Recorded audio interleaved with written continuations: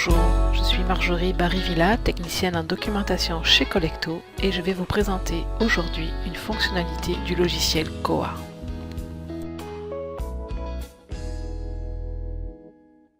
Donc mon écran est partagé, actuellement vous devrez voir la fenêtre de VIA. Je vais essayer de ne pas trop tousser là, j'étais comme un peu enrhumée les derniers jours. Je vais essayer de ne pas trop vous embêter avec ça. Donc MarkEdit, qu'est-ce que c'est? C'est un logiciel libre, en tout cas qui est gratuit en téléchargement, qui existe depuis je ne sais pas quelle année. En tout cas actuellement, je suis sur le site ici, je vous avais donné le lien dans l'infolette. Ça c'est le site du logiciel MarkEdit, donc qui est développé par une personne, je ne sais plus son nom, mais des fois on voit marquer son nom quelque part, là, je ne me souviens plus. Puis qui existe depuis plusieurs années, je ne sais pas exactement. Là actuellement, il y a la dernière version 7.0 qui est sortie. Vous voyez, la dernière mise à jour date du 27 novembre, donc c'est très récent et elle était comme en version bêta les derniers. Ah oui, Terry Reese, merci Jean-Pierre. Elle est très récente et puis elle était en version bêta dans les derniers jours. Donc moi, la formation que je vais vous faire ce matin, je vais utiliser la version 6.3, la dernière du 24 octobre. Parce que j'ai pas assez testé. Je sais pas c'est quoi les gros changements dans cette version-là. Comme en général, quand on change de numéro, si on passe du 6 au 7, c'est qu'il y a beaucoup de modifications. Donc, puis cette version-là fonctionne très bien, la 6.3. C'est sûr qu'il doit y avoir des améliorations dans la version 7, mais j'ai pas eu le temps d'assez la tester parce qu'elle est elle est très récente. Donc ça se télécharge. Alors c'est sûr que dans les cégeps, peut-être vous devez demander à votre service informatique pour vous l'installer. Mais sinon, c'est pas un gros, il n'est pas très lourd en termes de place comme logiciel, donc il s'installe assez facilement. Et je crois pas il est sécuritaire. J'ai jamais eu de problème avec ce logiciel-là. Donc, et en tout cas, si vous voulez l'utiliser, il va falloir bien évidemment, l'installer sur votre ordinateur. Il n'y a pas de version en ligne pour pouvoir l'utiliser. Donc une fois qu'il est installé sur votre ordinateur, je vais fermer, on va l'ouvrir. Donc c'est une icône, c'est vrai que ça fait un peu désuet comme icône, hein. On dirait vraiment un logiciel des années 90 ou des années 2000 plutôt, mais c'est vraiment ce logiciel-là, MarkEdit 6. Je pense que peut-être l'icône change avec le 7, là, je l'avais. Mais c'est ce logiciel-là qui est installé. Donc vraiment, on dirait qu'il ne paye pas de mine parce que c'est pas un super logiciel très, comment dire, très beau, mais qui fonctionne très bien. Donc quand vous ouvrez MarkEdit, ça devrait ressembler à ça. Moi, j'utilise la version en anglais. Je vais vous montrer comment mettre la version française. Mais alors la version française, elle est vraiment pas, la traduction est vraiment pas optimale. Alors je ne sais pas s'ils ont amélioré ça dans la version 7, mais le français, c'est comme moi quand je parle anglais. Donc il y a vraiment presque, il n'y a pas tous les mots qui sont traduits. C'est comme du franglais. Je peux vous le montrer. Je vais fermer. Je vais vous remontrer la façon d'y retourner. Donc dans le menu Tools, donc des outils, vous avez menu Préférences, puis là on peut aller dans les langues et choisir le français. Donc je vais le faire pour que ça s'applique. Quand vous choisissez le français, il faut comme fermer le logiciel et le réouvrir. Et donc là, on est en français. Donc on voit qu'il y a des textes qui sont en français, mais si on voit ici, là, c'est encore en anglais. Puis donc c'est comme mélangé. Alors du coup, des fois, c'est vraiment mal traduit. Ici, si je reviens en préférence, vous voyez le mot bien, alors ce serait plutôt comme OK ou pour fermer, en tout cas. Donc c'est pour ça que moi, je garde la version anglaise. Je me force à comprendre l'anglais dans ce cas-là. Puis pour les fonctionnalités dont j'ai besoin et que je vais vous présenter ce matin, l'anglais reste correct. Donc, vous pouvez le tester en français, mais moi je trouve que l'anglais est plus approprié. Il faudrait qu'il fasse un gros effort sur la traduction pour que ce soit utilisable en français. Donc, la version anglaise de MarkEdit, ça ressemble à ça. Je vais reprendre mes notes que j'avais ouvertes. Je vais l'ouvrir ici, je vais le mettre ici. Ok. Hop. Oups.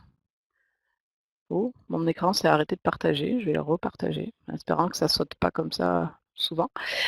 Donc vous devriez voir dans mon écran la fenêtre de MarkEdit. Donc les paramétrages que je vais vous montrer qui sont de base pour bien l'utiliser, il y en a un qui est important, c'est l'encodage de votre fichier parce que plusieurs fois il y a eu des problèmes d'encodage lorsqu'on a chargé un fichier d'un Koha parce que le fichier que vous travaillez, une fois que vous avez fini, il a été compilé en encodage Mark 8 alors que Koha supporte mieux l'UTF-8. Koha permet aussi de télécharger des fichiers encodés en Mark 8. Je ne pourrais pas vous expliquer la différence vraiment entre les deux. C'est une histoire d'encodage de caractères pour les accents. Pourquoi ça marche mieux en UTF-8 qu'en Mark 8? Aucune idée. Des fois, il y a des bases de données, je crois que je me demande si c'est pas Curio ou Kern, qui les fichiers qu'on récupère sont en Mark 8, donc il faut comme on peut les charger comme ça dans Koha, mais quand on fait des modifications, il faudra aller le recompiler en UTF-8. En tout cas, moi, je pars du principe que quoi qu'il arrive, quand je travaille avec MarcEdit, les fichiers que je vais sortir de MarcEdit, je veux qu'ils soient en UTF-8 parce que je sais que dans Koha, c'est l'encodage par défaut et que c'est comme ça que Koha fonctionne en UTF-8. Donc ce paramétrage qui est à faire dès le départ, ça va se trouver dans le menu Outils, Préférences et dans MarcEditor. Vous avez ici l'encodage par défaut. Donc moi je le mets en UTF-8 et surtout je coche ici pour compiler les notices, je vais le faire en français, même si c'est écrit en anglais, en UTF-8. Ça veut dire que quand on a fini de travailler avec notre fichier dans MarcEdit, il faut le compiler pour recréer un fichier avec une extension de MRC pour Marc, en format Marc, qui pourra être importé dans Koha. Donc je veux qu'il soit en UTF-8, comme ça je sais que je n'aurai pas de problème de caractère encodé. Donc, si vous avez des problèmes de caractère dans Koha, d'un fichier qui paraît bien dans MarcEdit, mais quand vous le chargez dans Koha, il y a un problème d'encodage de caractère, ça peut venir du fait qu'il n'a pas été encodé en UTF-8 au départ dans MarcEdit. Donc c'est un paramétrage de base à choisir. Il y a d'autres paramètres qu'on pourrait fouiller. On peut changer la police, le style. Il y a d'autres paramètres que je pourrais vous montrer, mais c'est comme, on va dire, une formation avancée. Donc, moi, vraiment, il n'y a que celui-là qui est comme important pour l'instant, c'est d'être sûr de compiler en UTF-8 ces fichiers. Donc là, c'est correct, je l'ai ouvert. Hop, ça m'a ouvert plein de fenêtres. Je vais en fermer quelques-unes, ça ne sert à rien. Attendez, parce que là, du coup, je ne vois plus votre fenêtre de clavardage. Ah, je vais me le mettre ici. OK. Je vais me setter parce que j'ai deux écrans, mais il faut quand même que j'arrive à voir mes notes pour la formation et que j'arrive à voir vos messages. OK. Ensuite, je vais montrer l'exemple d'un fichier que vous avez extrait d'une base de données. Donc, vous êtes abonné à Curio, CVE, Kern, je ne sais pas, il y en a plein d'autres là. Puis, ces plateformes-là proposent pour la plupart maintenant, peut-être le font toutes. En tout cas, la plupart proposent des fichiers marques de notices. Si vous voulez, vous les intégrer dans votre catalogue, quoi. Il n'y a rien d'obligatoire. Vous pourrez juste, je pense que plusieurs cégeps ne le font pas forcément dans ce sens-là. C'est que vous êtes abonné à Curio, mais vos notices, les notices des vidéos ne sont pas forcément intégrées dans votre catalogue. Mais si vous voulez les intégrer dans votre catalogue, il faut aller récupérer en fait le fichier de notices marques.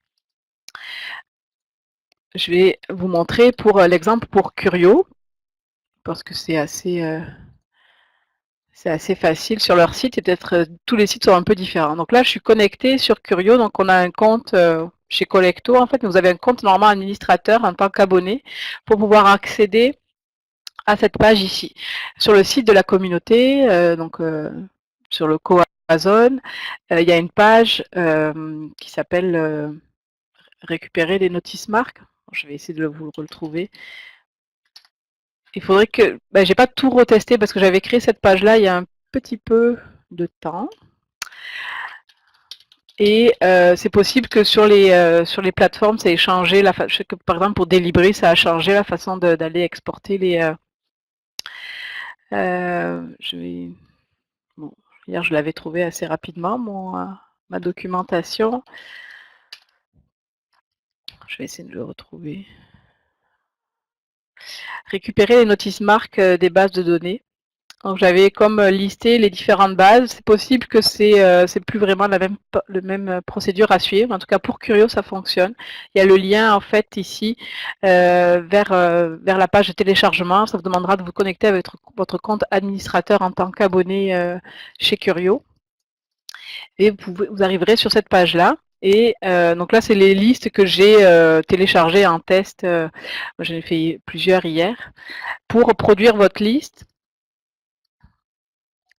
d'abord, avant de produire la liste, il y a des configurations qui peuvent être faites. Si on va à la configuration du groupe, c'est par défaut, par exemple, est-ce que vous voulez les notices que en français, puis le groupe d'âge, moi j'ai tout coché, mais la langue française pour le profil ici. Après, on verra qu'on peut extraire les notices en français ou en anglais. Et ce qui peut être intéressant, c'est l'URL de votre proxy, si vous voulez l'inclure à l'URL qui sera mis dans le fichier. Donc, par principe, la notice que vous allez récupérer de Curio, c'est une notice en format marque, mais il va y avoir une 856, donc c'est la zone pour consulter la vidéo, qui va contenir l'URL de Curio. Si vous avez un proxy et que vous voulez intégrer cette information-là directement dans ce fichier-là, sur Curio le propose, on peut entrer son adresse au proxy, et donc cette adresse-là sera mise en avant de l'URL ou va remplacer l'URL pour que déjà cette zone-là soit modifiée. Après, dans MarkEdit, on pourrait le faire si jamais vous oubliez de le mettre ici, votre URL de proxy. Après, dans MarkEdit, on pourra changer cette information-là, mais c'est comme une étape en moins si vous avez la possibilité de le faire avant de télécharger le fichier. Donc là, j'ai pris l'exemple de Lévi. Je ne sais pas s'il y a des gens de Lévi qui sont là, mais vous êtes mon exemple chouchou en général. Donc ça, c'est l'URL du proxy pour Lévi, pour Curio. Une fois que j'ai rentré ces informations-là dans l'onglet métadonnées, donc je vais pouvoir aller produire ma liste. Vous pouvez choisir, alors je ne sais pas si c'est la première fois ou si vous téléchargez des mises à jour. En fait, là, ici, on a la possibilité de faire un intervalle de date. Donc là, j'avais choisi, par exemple, entre le 1er et le 30 novembre. Donc, je veux voir toutes les notices qui ont été créées entre le 1er et le 30 novembre sur Curio. Donc, je prends les notices seulement qui ont été créées. Je vais prendre les deux catalogues de base et celui de mes chaînes s'il y a des abonnements particuliers. Je ne sais pas, c'est vrai que c'est plutôt Cynthia qui gère vos abonnements à Curio. Je ne sais pas trop comment ça fonctionne, mais par principe, je vais prendre toutes les notices des deux catalogues.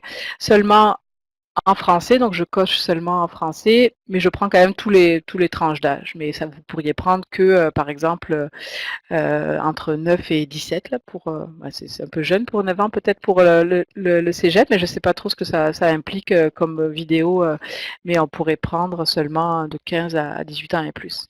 Et on vous demande, est-ce que vous voulez inclure justement l'URL du proxy, d'aller la chercher.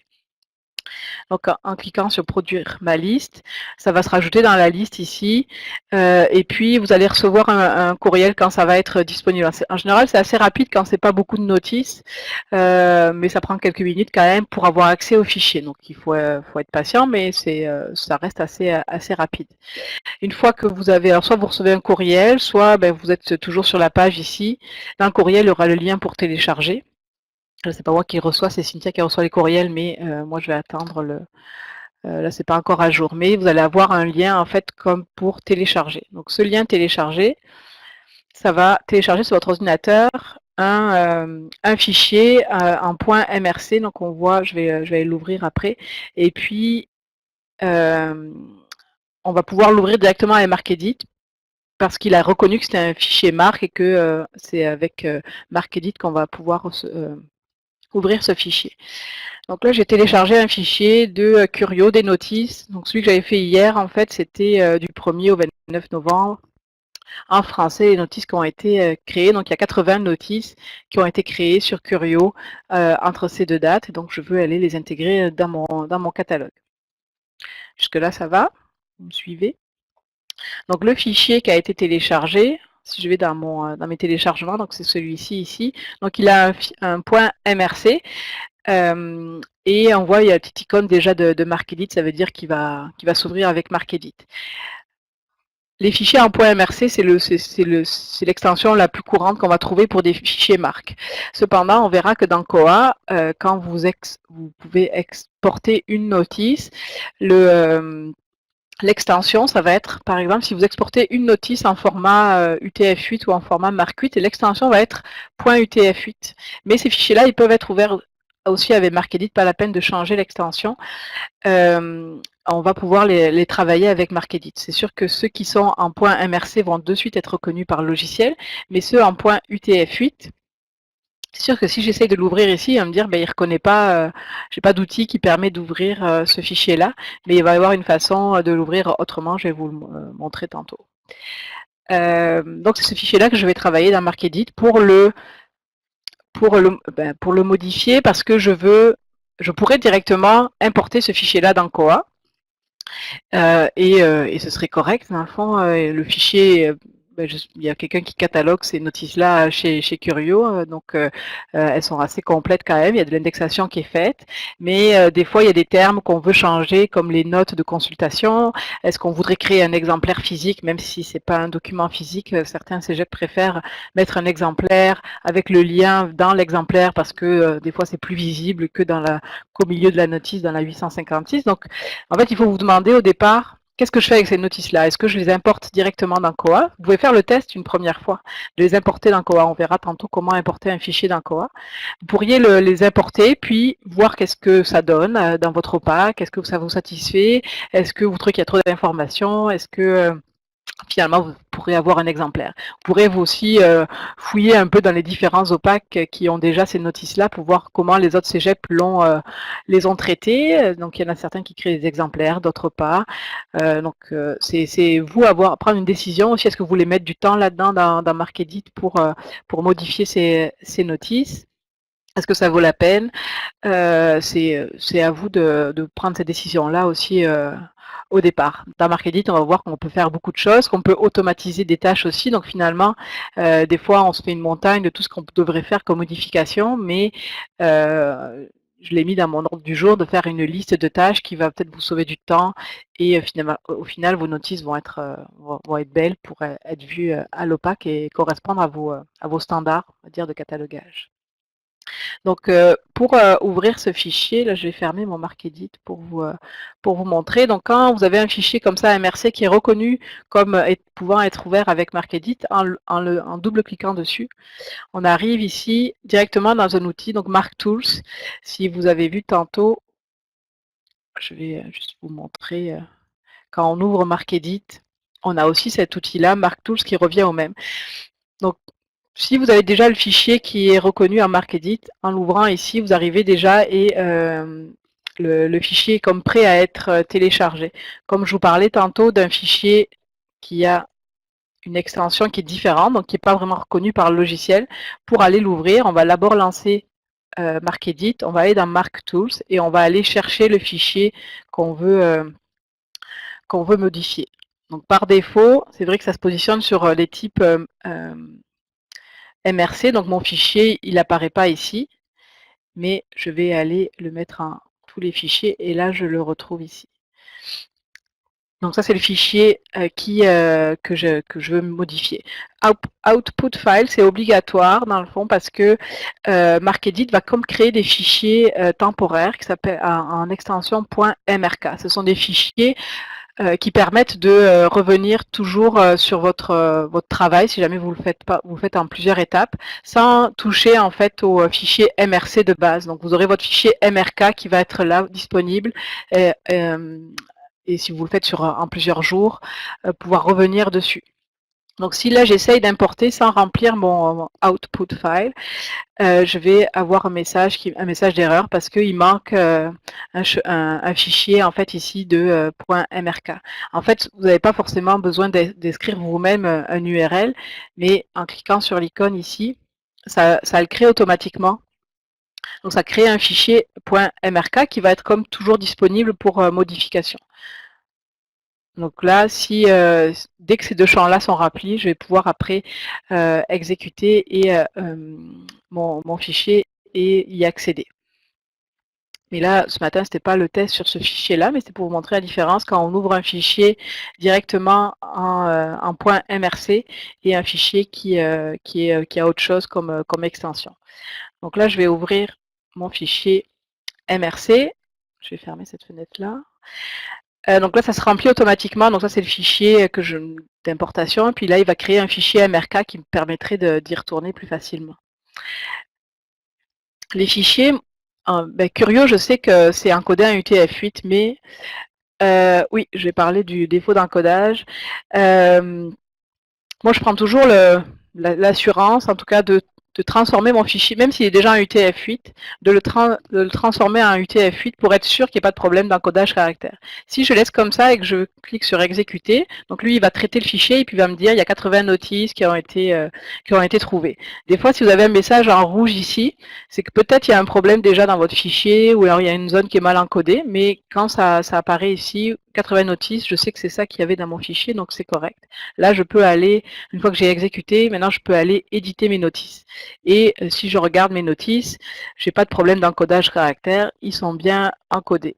Parce que Curio les offre déjà en UTF-8, donc j'ai pas besoin de les transformer en UTF-8.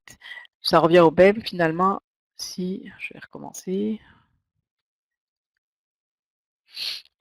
et que je transforme en UTF-8, moi je prends le parti de toujours cocher pour être sûr que tout se passe bien. Et je fais une première vérification. Enfin, si la chose à vérifier quand vous ouvrez votre fichier, donc j'ai exécuté, puis après je fais éditer les notices pour rentrer dans mon fichier de notices, de vérifier si tout va bien au niveau des accents, s'il n'y a pas quelque chose de bizarre, que ce soit dans une zone de notes ou un peu partout dans le fond, les E accent aigus, pour voir si tout est correct. Donc c'est une première vérification. Donc là on est dans Mark Edit, dans le logiciel, et les notices apparaissent en fait toutes les unes à la suite des autres en format marque. Donc on a le LDR, dans le fond ça correspond à la zone 000, c'est le leader, la zone, je ne sais pas comment on dit dans le Mark 21, mais c'est la première zone dans le fond de la notice, et donc les zones les unes à la suite des autres, donc de la 001 à la dernière ici, la 856. Donc elles sont affichées comme ça. C'est l'encodage en marque qui veut qu'elles soient affichées. Là, il n'y a pas le signe de dollar comme on peut le voir dans les autres. Pas les signes de dollar. Les signes de dollar, ils sont là. Mais pour les indicateurs, ils sont positionnés avant. Mais c'est sûr que ça diffère un peu de ce qu'on voit en général quand on regarde une notice en format marque, quoi que ça ressemble. C'est surtout le égal en général. C'est que dans Markedit que je vois ça. Là. Je ne sais pas s'il y a d'autres logiciels où on voit un égal devant chaque zone. Donc ça, les notices se représentent comme ça. Puis là, il y en a, je ne sais pas si toutes les notices sont sur la première page. Je pense que oui, parce que sinon j'aurais une mention comme quoi il y a une deuxième page qui est affichée. Il y a un paramètre pour faire afficher, moi j'ai fait afficher 100 notices par page. Il y a un paramètre dans Markedit pour pouvoir les afficher en plus de notices par page, mais 100 ça reste un bon chiffre. Je ne sais pas si ça ralentirait le logiciel si on faisait afficher 1000 notices par page. Donc on a nos notices ici. Donc c'est le fichier de Curio que j'ai téléchargé hier, que j'ai exporté hier. Là on peut vérifier déjà, j'avais mis que je voulais l'adresse du proxy, donc dans la zone 856, on voit que mon en-tête de proxy a bien été mise en fait dans l'URL. Donc cette URL là, je pourrais déjà le tester. Ça peut être aussi un test à faire pour être sûr que mon URL, mon proxy est bien correct. J'aurais pu faire une coquille dans Curio d'avoir oublié je sais pas là, écrire CSR au lieu de CCSR, et donc mon URL ne fonctionnerait pas. Donc on pourrait faire le test avec une première vidéo. La première vidéo pour être sûr que je vais me connecter au proxy de Lévi. Pas long. Donc là, ma notice s'ouvre bien et je pourrais aller la visionner. Donc ça, c'est l'URL de la notice qui sera dans votre notice. Si vous l'importez tel quel, on arrive directement sur la notice. Donc ça fonctionne. Au moins, je suis assurée que mon URL est correct.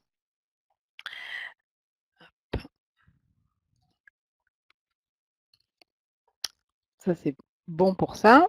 Ensuite, les modifications que vous pouvez faire dans MarkEdit. Il y en a beaucoup d'options possibles. Dans le fond, quand vous allez dans le menu Tools ici, c'est ici qu'on va voir les principales actions qui peuvent être faites sur des zones. Donc, il faut savoir qu'est-ce que vous voulez faire aussi. Là, par exemple, si on regarde ici, attendez, je prends la zone 506, c'est accès réservé aux abonnés de Curio.ca. Ce texte-là, si vous voulez le faire afficher différemment dans Koa, ça pourrait être accès réservé à l'intérieur du ou disponible seulement à l'intérieur du Cégep ou pour les abonnés pour les utilisateurs de la bibliothèque du Cégep de Lévis-Lauzon. Donc je sais pas, il y a des je sais pas exactement si à Lévis ils mettent quelque chose dans ce genre-là, je pourrais aller vérifier.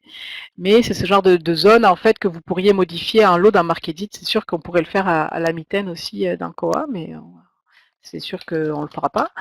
Donc, autant en profiter d'avoir MarkEdit pour abonnement institutionnel. Je vois liste effectivement, donc ça peut être des messages comme ça qui peuvent être rajoutés. Là, par exemple, si je regarde, là je suis sur Lévis, donc c'est une notice qui vient de Curio. Ils ont rajouté accès limité aux usagers de la bibliothèque de Cégep Lévis-Lauzon. Donc ça, c'est une note qu'ils ont rajoutée.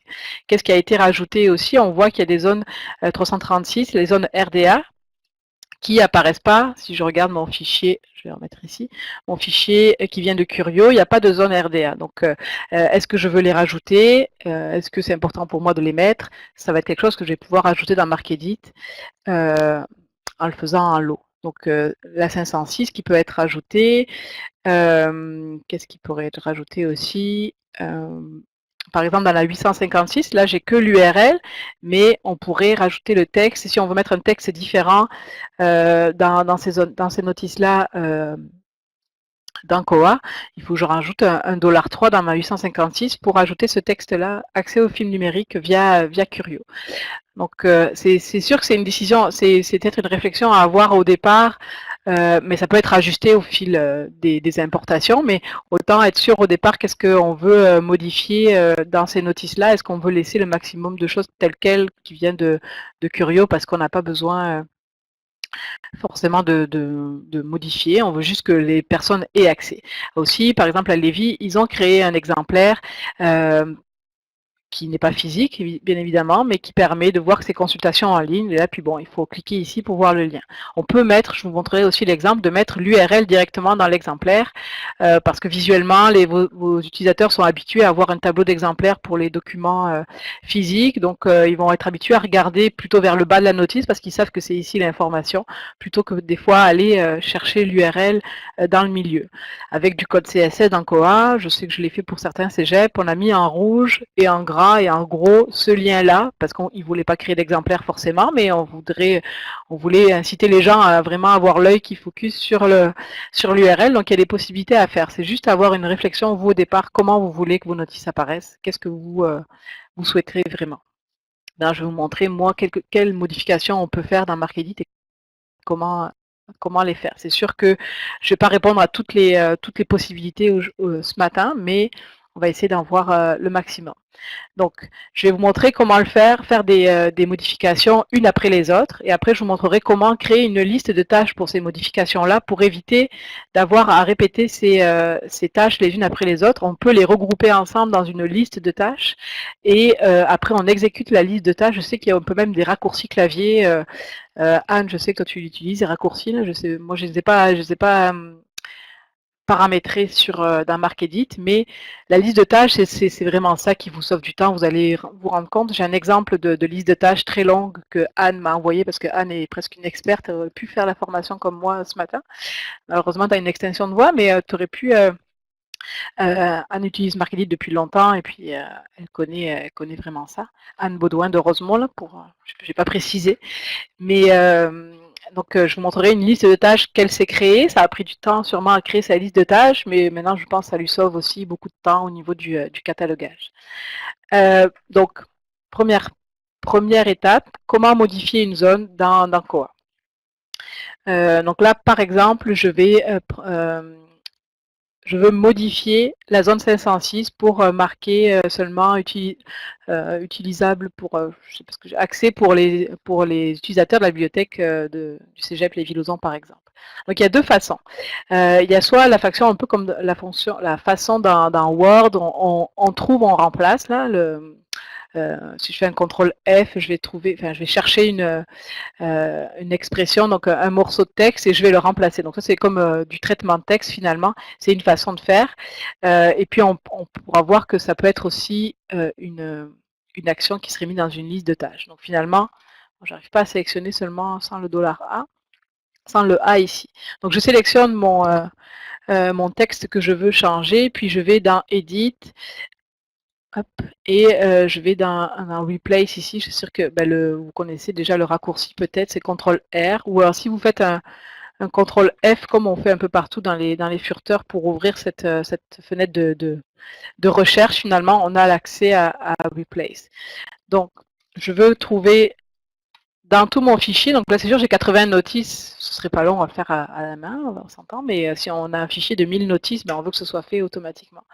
Donc je cherche ce texte-là et je veux le remplacer, je crois que je l'avais utilisé, je vais le remplacer par ce texte-là.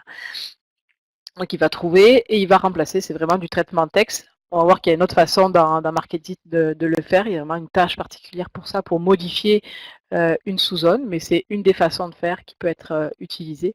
Et là, si je clique sur Replace, ça va la changer seulement dans une notice, et Replace All, ça va le changer dans toutes les notices. Donc là, on voit que 80 modifications ont été faites, ce qui correspond à mes 80 notices. Donc on peut voir déjà dans la première que c'est correct, mon texte a été changé pour cette information-là. Donc ça, c'est une des premières actions que je peux faire, c'est changer du texte qui existe déjà dans une zone pour le remplacer par une autre. Donc la zone existe déjà, je n'ai pas dû la créer, j'ai juste modifié le contenu d'une zone par une autre. Donc ça, c'est une des premières actions qu'on peut faire. Cette action-là, elle peut être faite avec une fonction propre à Markedit. Si je vais dans la section des outils, je vais dans Edit Field Data. Donc là, je veux modifier une zone. Là, on me demande dans quelle zone je veux faire la modification. Donc dans la zone 506. Voilà, du coup, il faudrait que j'aille chercher. Attendez, je vais modifier. Hop, on peut toujours, même si la fenêtre est là, on peut accéder au texte en arrière. Donc c'est assez pratique quand on oublie des choses comme moi. Donc là, par exemple, je vais chercher ce texte-là et je veux le remplacer par... Là, je vais changer. Je vais marquer Cégep de... C'est Collège Rosemont, par exemple. Je vais juste voir si je n'ai pas... Oui, c'est ça. Donc ça, c'est une des tâches. Ça peut être aussi, ça pourrait être mis dans une liste de tâches aussi, mais c'est un peu la même fonction que Find, Replace, que le trouver, remplacer, qu'on a vu tantôt, qui est du traitement de texte pur. Donc là, je vais processer, activer. Donc là, 80 modifications ont été faites. C'est correct, j'ai 80 notices. Puis là, je peux aller voir que ça a bien été, modifié. Donc ça, c'est une façon de modifier du contenu dans une zone qui existe déjà. Maintenant, comme je vous parlais tantôt, dans la 856, il manque le $3 si je veux rajouter du texte en particulier, comme l'a fait Lévi. Donc là, la sous-zone n'existe pas, donc je vais devoir aller l'ajouter. Là, il faut que j'aille dans la section des outils et je vais aller dans éditer une sous-zone, même si on pourrait croire qu'il faudrait que ce soit marqué ajouter, add une sous-zone, mais là je vais comme si je vais l'éditer, mais on a la possibilité en fait de rajouter une sous-zone quand elle n'est pas présente. Donc c'est ça que je vais utiliser. Donc là, c'est où que je veux rajouter ma sous-zone, donc la 856. C'est le $3 que je veux rajouter. Donc là, il n'y a rien à trouver, à remplacer dans le fond, parce que je veux en créer une. Et là, je vais rajouter ce que je veux rajouter dans cette nouvelle sous-zone. Et je coche ici, donc je rajoute la sous-zone quand elle n'est pas présente. Je sais qu'elle n'est présente nulle part, mais ça permet de rajouter cette sous-zone dans la zone 856. je clique sur Replace, même si c'est pas du remplacement, mais je veux pas le supprimer. Donc ça va être l'option à cliquer pour que ça s'ajoute dans ma zone. Là, il me demande si je veux vraiment continuer. Oui, 80 modifications ont été faites. Maintenant, je peux aller vérifier que ça s'est bien passé. Ajouter dans ma 856, dans toutes les 856, là, je pourrais vérifier, mais j'en vérifie à la limite une ou deux, mais je sais que le processus s'est fait sur les 80 notices. Donc ça, c'était pour ajouter une sous-zone qui n'existait pas. Et ben, maintenant, on peut regarder comment ajouter une zone complète qui n'existe pas, comme les 336, 337, 338. Dans MarcEdit, il y a une option, alors peut-être que, ben, parce que je ne l'ai jamais trop utilisé, mais si quelqu'un l'a déjà utilisé parmi vous, il y a un outil pour le RDA, donc RDA Helper. Là, il est en anglais, alors peut-être que c'est pour ça que du coup, ça ne nous aide pas trop. Quand on va dans cet outil-là, on a la possibilité de rajouter comme un lot toutes les notices qui viendraient du RDA. Donc même on pourrait cocher seulement la 336 par exemple, ou ben, c'est les trois qui sont en général toujours ensemble. Mais si on le fait, ben, ça rajoute du contenu en anglais. Alors peut-être parce que si je suis en version anglaise, je ne l'ai pas testé, c'est vrai, par... Attends, je vais lire ton message, Anne. Mais c'est vrai que je ne l'ai pas testé avec la version française. Peut-être que ça rajoute des zones en français. Anne, tu me dis, tu peux utiliser F7 à la place des menus en haut pour faire apparaître le tableau des modifications. Si, attends, hop, si je fais F7 ici, pour ajouter ce menu-là. C'est un raccourci clavier au lieu de devoir faire tools et puis on peut, ben, je l'avais pas vu, c'est vrai qu'il y a les touches de fonction ici qu'on peut utiliser. Donc le F7 ça fait permettre de et on peut naviguer dans les différents outils. Merci merci Anne. Donc pour le RDA, on peut il y a une option pour éditer les zones, mais j'ai pas trop compris comment ça utiliser. Donc moi ce que je vous propose, c'est de le rajouter avec manuellement, un peu comme on a fait pour les autres, ce que je vous ai montré tantôt pour la 856, même s'il y a un aide pour le RDA, mais finalement, moi j'ai jamais trop réussi à le faire marcher, en tout cas pour l'avoir en français. Donc pour rajouter une zone, ça va être dans ici, ben, on peut utiliser le F7 comme ça. Donc, ajouter une zone. Donc là, on est vraiment dans le add. Et puis, on peut aussi, on verra, supprimer des zones. Donc, quelle zone je veux rajouter? La 336. Et puis, qu'est-ce que je veux rajouter dedans? Donc là, par contre, je vais inscrire vraiment le contenu. Je peux inscrire le contenu au complet de ma zone. Donc, j'avais pris un exemple pour le rajouter, mais je l'ai perdu. Ce ne sera pas long. Je vais trouver une notice pour vous montrer un vrai exemple de ce qu'il faut mettre. Là, je ne les connais pas par cœur, les zones des 336. Ce ne sera pas long.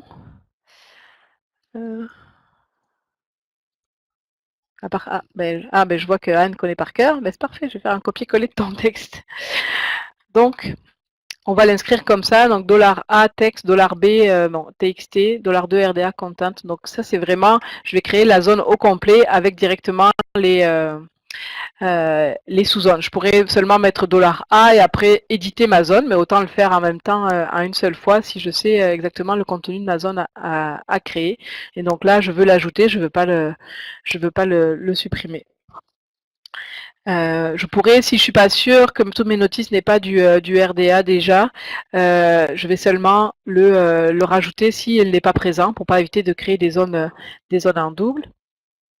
Donc là, 80 modifications ont été faites, c'est-à-dire qu'il n'y avait aucune notice qui contenait cette zone-là. Et on voit que ça a été, elle s'est rajoutée ici. Donc je pourrais faire la même chose pour le 337, 338.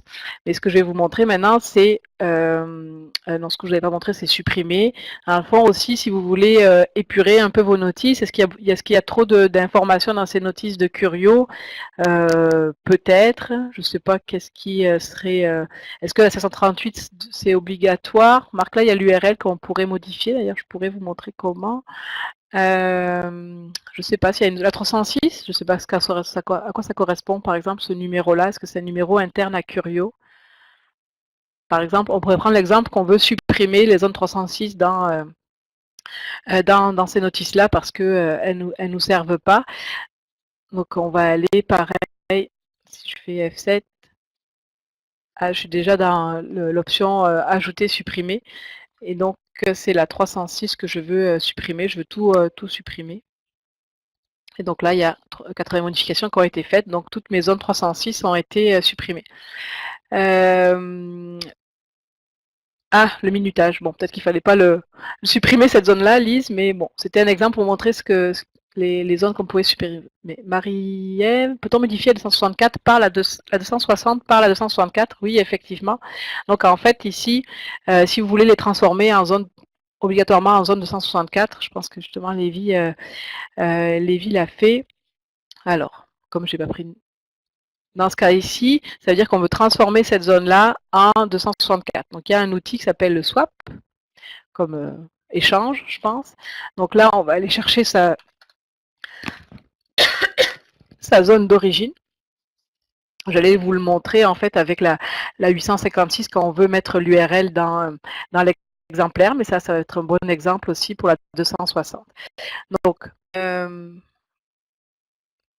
j'essaye de voir si j'oublie rien, mais Anne, comme tu es une experte, tu verras si je fais des erreurs.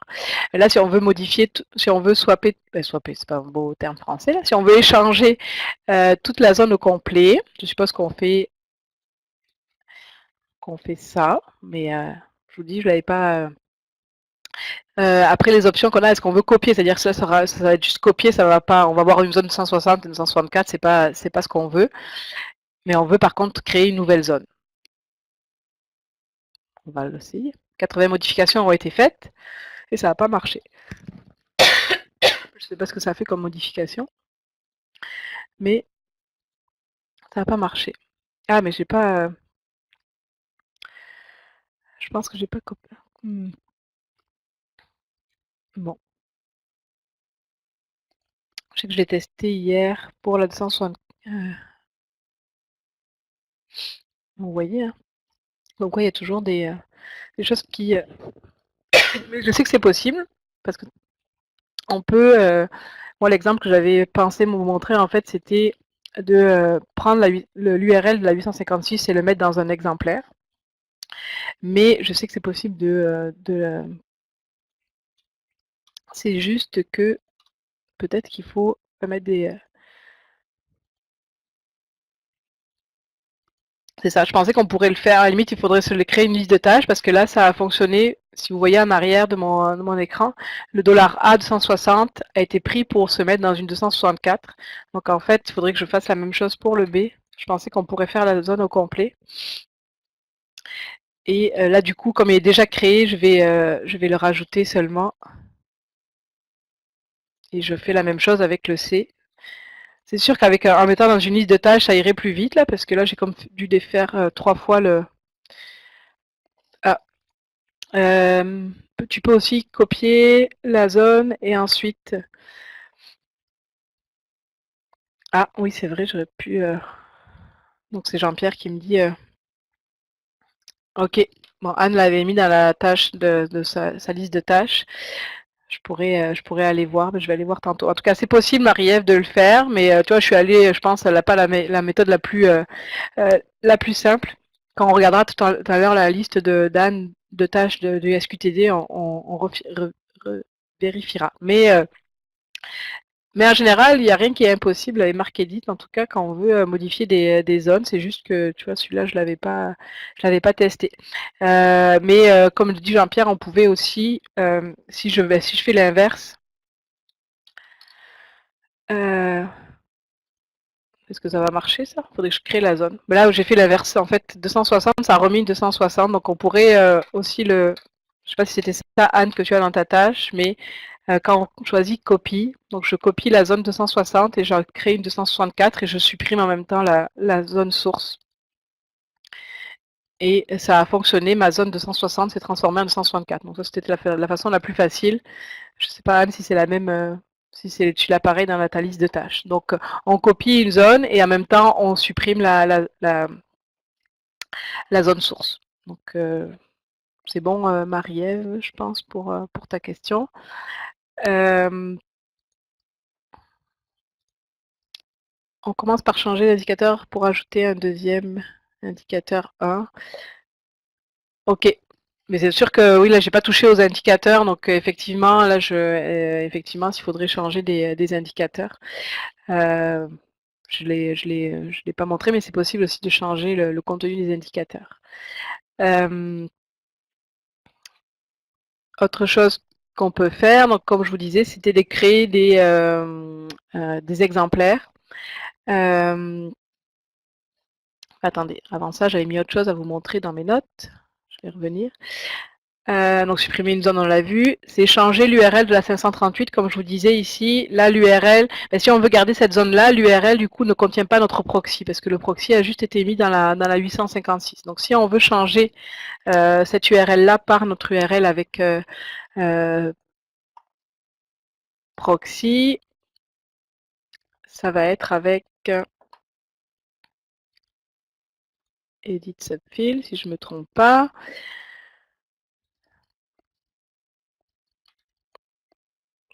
J'essaie de voir mes notes, mais comme... Donc la 538, donc c'est le $A. Donc c'est cette URL, c'est ce bout en fait, le début en fait, que je veux changer. Je veux chercher cette information-là et je vais la remplacer par mon URL de proxy. Je regarde si je ne me suis pas trompée. Non, c'est bon. Et je vais... Donc là, je ne rajoute pas, je ne supprime pas, je veux juste changer ce contenu-là par ce contenu-là. Je pourrais faire un replace aussi comme tantôt. Ça revient au même. Et donc, mon URL s'est bien changé dans ma zone 538. Donc, ça, c'est une autre façon de changer le contenu, juste une portion en fait d'un texte dans une zone, mais j'aurais pu utiliser le replace, trouver, remplacer. Ok, maintenant, ce que je voulais vous montrer, c'était créer un exemplaire. Donc, si vous voulez créer un exemplaire pour vos notices en format numérique, c'est possible aussi. Donc là, c'est une nouvelle zone. Dans Koha, la zone pour l'exemplaire, c'est la 952. Donc, il y a comme des informations obligatoires à inscrire dans une zone, dans un exemplaire, pour que ça fonctionne avec Koha qui soit créé. Donc, les zones obligatoires à mettre quand vous créez un exemplaire dans Koha, ça va être le site permanent, le site temporaire et le type, un type de document. Donc, pour ajouter ces zones-là, ces sous-zones-là, je vais aller dans... Tout à l'heure, on avait déjà rajouté une zone. Donc là, je vais rajouter une 952. Et ce qu'il faut mettre obligatoirement, donc comme je vous disais, c'est l'information du site temporaire et du site permanent. Donc, dans Koha, si on va voir une notice, pour vous montrer à quoi ça correspond. Je vais juste trouver une notice.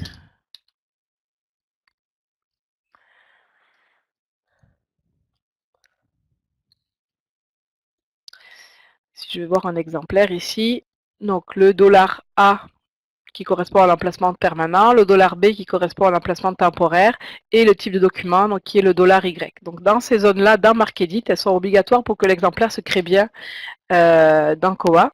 Donc là, qu'est-ce qu'il faut mettre je ne vais pas aller inscrire au long Cégep Lévis-Lauzon parce que ça ne fonctionnera pas. Il faut que j'inscrive le code en fait. Donc il faut vraiment que j'aille dans l'administration pour aller voir c'est quoi le code de mon établissement. Donc dans les paramètres site et groupe. Donc là, c'est ce code-là qu'il faut inscrire dans MarcEdit. Donc là, comme je vais l'importer sur une instance de test, le site ça va être test, le code. Le $B, ça va être ici test. Je peux vous le montrer sur, ça va être sur une instance de développement. Hop. Donc sur ce site-là, il y a plusieurs sites, dont un site qui s'appelle test et le code est test. Donc c'est sûr que là je ne me trompe pas. Donc là ça correspond vraiment au code. C'est pas le texte que je mets, c'est vraiment le code. Et après pour le type de document, donc un $Y juste à la suite. Et donc là pareil, il faut que je trouve le type de document. Donc, je veux créer des ressources électroniques. Je vais aller voir le code de la ressource électronique, c'est reselec. Donc, je vais le rajouter ici. Donc ça suffirait pour créer un exemplaire. Mais bien sûr, on va rajouter d'autres informations pour Pour mon exemplaire, par exemple, si je veux marquer qu'il est consultable en ligne seulement. Donc ça, c'est une valeur, comme la valeur, c'est le statut du document quand vous mettez consultation sur place ou en traitement ou en commun. Donc ça, ce sont des valeurs pour le champ $7 de la notice. Je vais revenir sur une notice pour vous montrer. Mais je pense que vous le savez déjà. Oui. Ah, mais je savais pas, tu vois. Ben, Lise me dit que le $Y en premier, un premier n'est plus obligatoire. Mais non. Oui, effectivement, j'ai remarqué que parce qu'avant il fallait qu'on respecte l'ordre des certains ordres des sous-zones pour que ça fonctionne. Mais maintenant, en le mettant dans cet ordre-là, ça fonctionne. Je ne sais pas s'il y a d'autres zones comme ça qui étaient sensibles à l'ordre d'un marque edit, mais le $Y effectivement, à un moment donné, il fallait le mettre en premier, mais là, j'ai pris le parti de le mettre au début parce que c'est comme c'est obligatoire, c'est pour pas l'oublier. Pour le statut, donc c'est si on veut marquer par exemple, là j'ai un statut qui s'appelle consultation en ligne, si on veut que mes exemplaires aient ce statut-là dès que je le charge dans Koha, il faut que je rajoute une sous-zone qui correspond au $7 et après il faut que je mette une valeur. Alors c'est la même chose, je ne peux pas inscrire consultation sur place au long dans mon marque edit. Si j'écris consultation sur place, ce ne sera pas pris en compte par Koha. Il s'attend à avoir un code comme les autres sous-zones. Là, ça va correspondre à une valeur autorisée. Je commence à avoir beaucoup de fenêtres. Hop. Donc, dans les valeurs autorisées, dans la catégorie Not for Loan, si vous n'êtes jamais allé, ça peut vous paraître beaucoup de choses en même temps, mais c'est ici qu'on sont gérées les valeurs autorisées. Et donc, consultation en ligne, le code pour cette valeur-là, c'est le chiffre 9. Il y a les types de documents sont des codes. Pour les valeurs autorisées, parfois ce sont des chiffres à la place de lettres qui sont utilisés pour les valeurs. Donc là, si je veux que mes exemplaires prennent consultation en ligne, je vais inscrire ici $7 9 pour consultation en ligne. Donc là, mon exemplaire, quand il va être créé, il va avoir un site permanent, un type de document et voyons, un statut consultation en ligne. Est-ce que je pourrais rajouter d'autres choses aussi? Je vais faire l'exemple après de transférer en fait la 856 dans mon exemplaire parce que je souhaite que l'URL soit disponible dans l'exemplaire seulement et pas dans la 856 où je peux le mettre aux deux places. On va le mettre aux deux places. Donc là,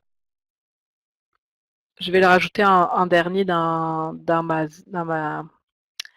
ma notice. Je pourrais rajouter, je peux le faire plusieurs fois pour créer plusieurs exemplaires si j'ai besoin, mais là je vois pas l'intérêt de créer plusieurs. Et donc là je vais rajouter mon exemplaire. Là les notices ont été modifiées. Je peux aller vérifier sur une si ça s'est bien passé. Donc la 952 a été créée avec ce que j'ai inscrit dans la fenêtre tantôt. Maintenant si je veux copier en fait l'URL de la 856 à la 952, je vais faire, on l'avait vu tantôt pour copier la 260 à 264. Donc on va aller dans attendez, je vais juste pas me tromper. Copy field, donc là c'est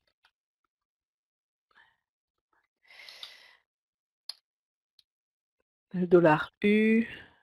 Quoique ça marchera peut-être pas mon affaire. Je vais juste copier. Je te travaille un peu vite là. Ouais, c'est pas ça que je voulais faire. Hein. Donc quand on se trompe, comme moi par exemple, là ça m'a créé une autre nouvelle 952. On peut toujours revenir en arrière. Alors on ne peut pas revenir 50 fois non plus en arrière, je ne sais pas pourquoi, mais en faisant un spécial undo, je reviens à ma dernière action. Donc là ma 952 a été enlevée. Les indicateurs. Ouais, mais je pense que c'est pas obligé. Je pense que ça va mettre des indicateurs par défaut. En tout cas, ça m'a jamais posé problème de ne pas en mettre. En tout cas, hier, quand je l'avais testé, j'avais pas mis d'indicateur, mais effectivement, on pourrait rajouter les indicateurs, mais je pense pas que ce soit. Si j'ai rien à mettre comme indicateur, je peux le laisser vide. Ça va le laisser vide. On va le tester tantôt, peut-être que je me trompe.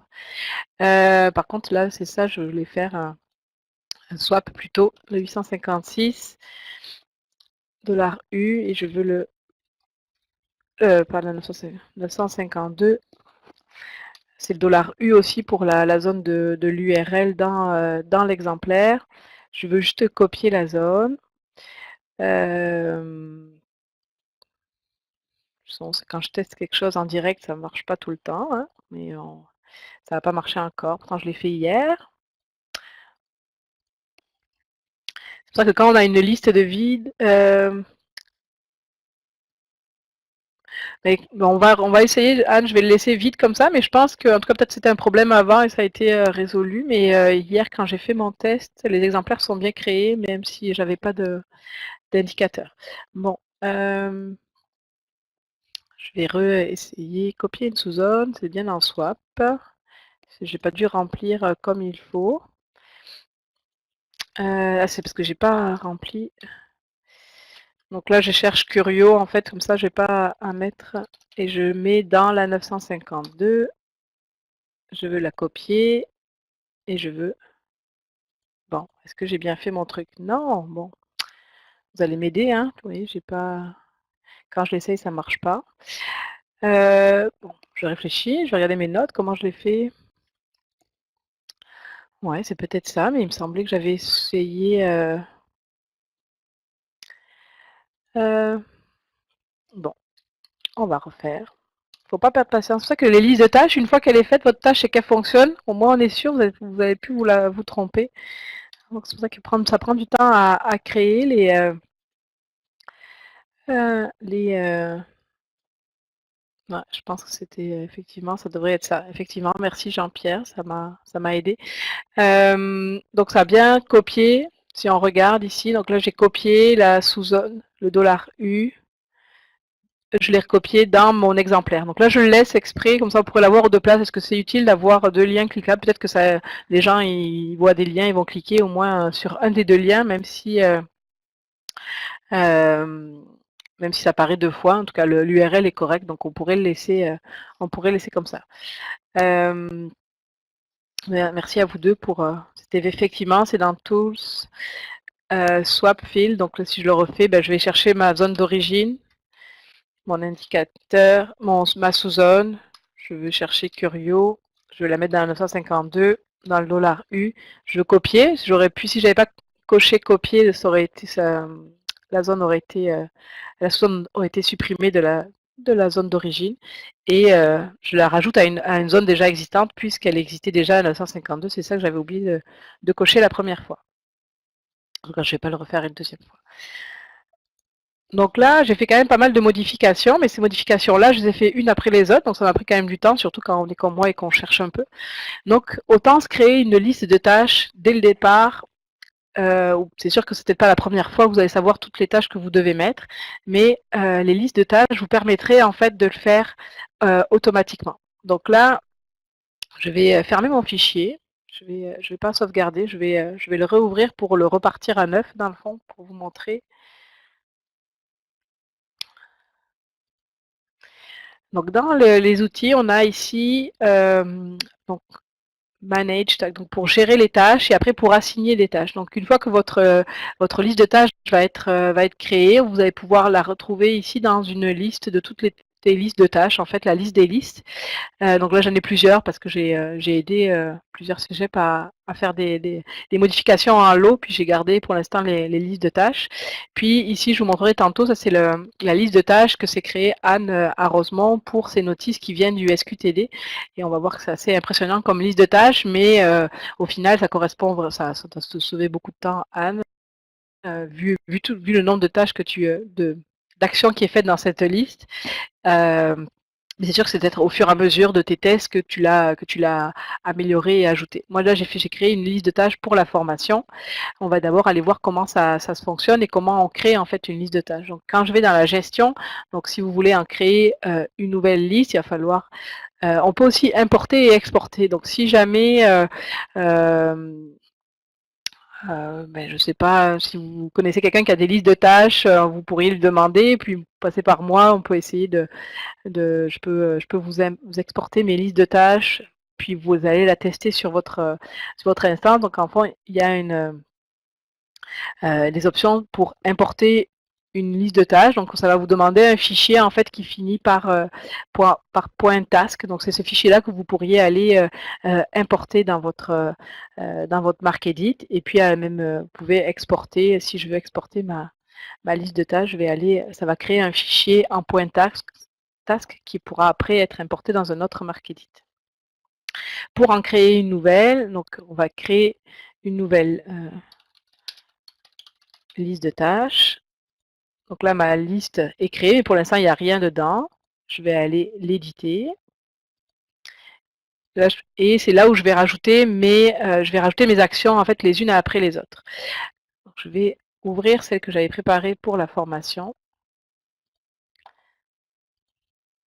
Donc là, j'ai pas, vous verrez, comparé à la liste de Anne, j'ai pas rajouté beaucoup d'actions, mais je vais en rajouter d'autres pour vous montrer comment ça se passe.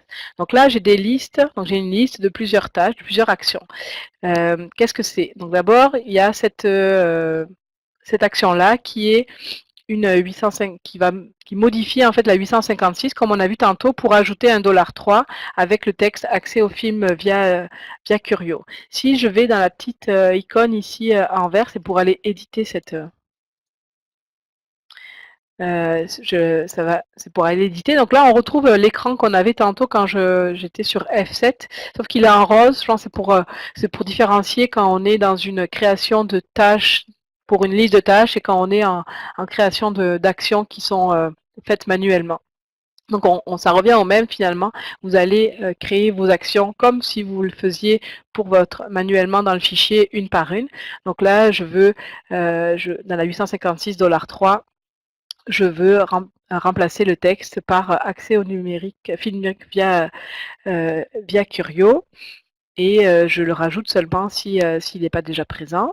Donc chaque tâche peut être modifiée, puis on va voir comment on fait pour en rajouter. Là, c'est pour rajouter la 336 comme tantôt. Donc je vais rajouter cette zone-là qui n'existe pas dans mon fichier. Je vais rajouter une autre action qui est créer l'exemplaire. Donc je vais aller dans le petit plus ici, puis je vais avoir la liste des choses que je peux rajouter. Donc ça correspond à la liste qu'on a vue tantôt dans les actions. Donc là, je veux rajouter un exemplaire, donc ça va être le 952. Je vais répéter un peu ce que j'ai fait tantôt, mais ça veut dire que c'est une action qui va se répéter à chaque fois que je vais lancer ma liste de tâches. $Y, c'est ELEC. $7, c'est pour le 9, pour le statut consultation en ligne. Donc là, je vais le rajouter à la fin, et puis c'est tout. Donc là, ça a rajouté mon action dans ma liste de tâches.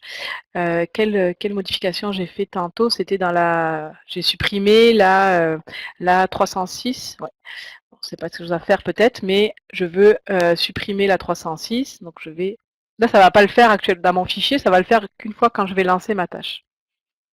J'ai mis $2 A. Ah, je vais aller vérifier. Merci Manon.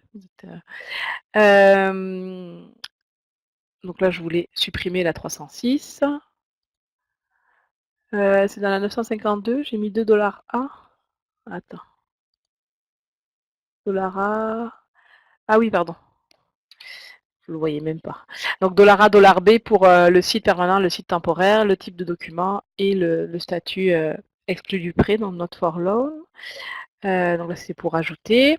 Puis après, je supprime la 306 et je voulais aussi modifier la 538. Je pense que c'était ça. La, je sais plus si c'était ça que j'avais fait, 538. Non, c'était pas ça que je voulais faire, pardon. Edit subfield.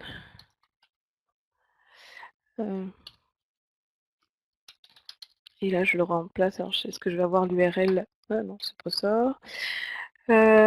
Bon, je vais mettre un faux URL, c'est pas grave. Juste pour...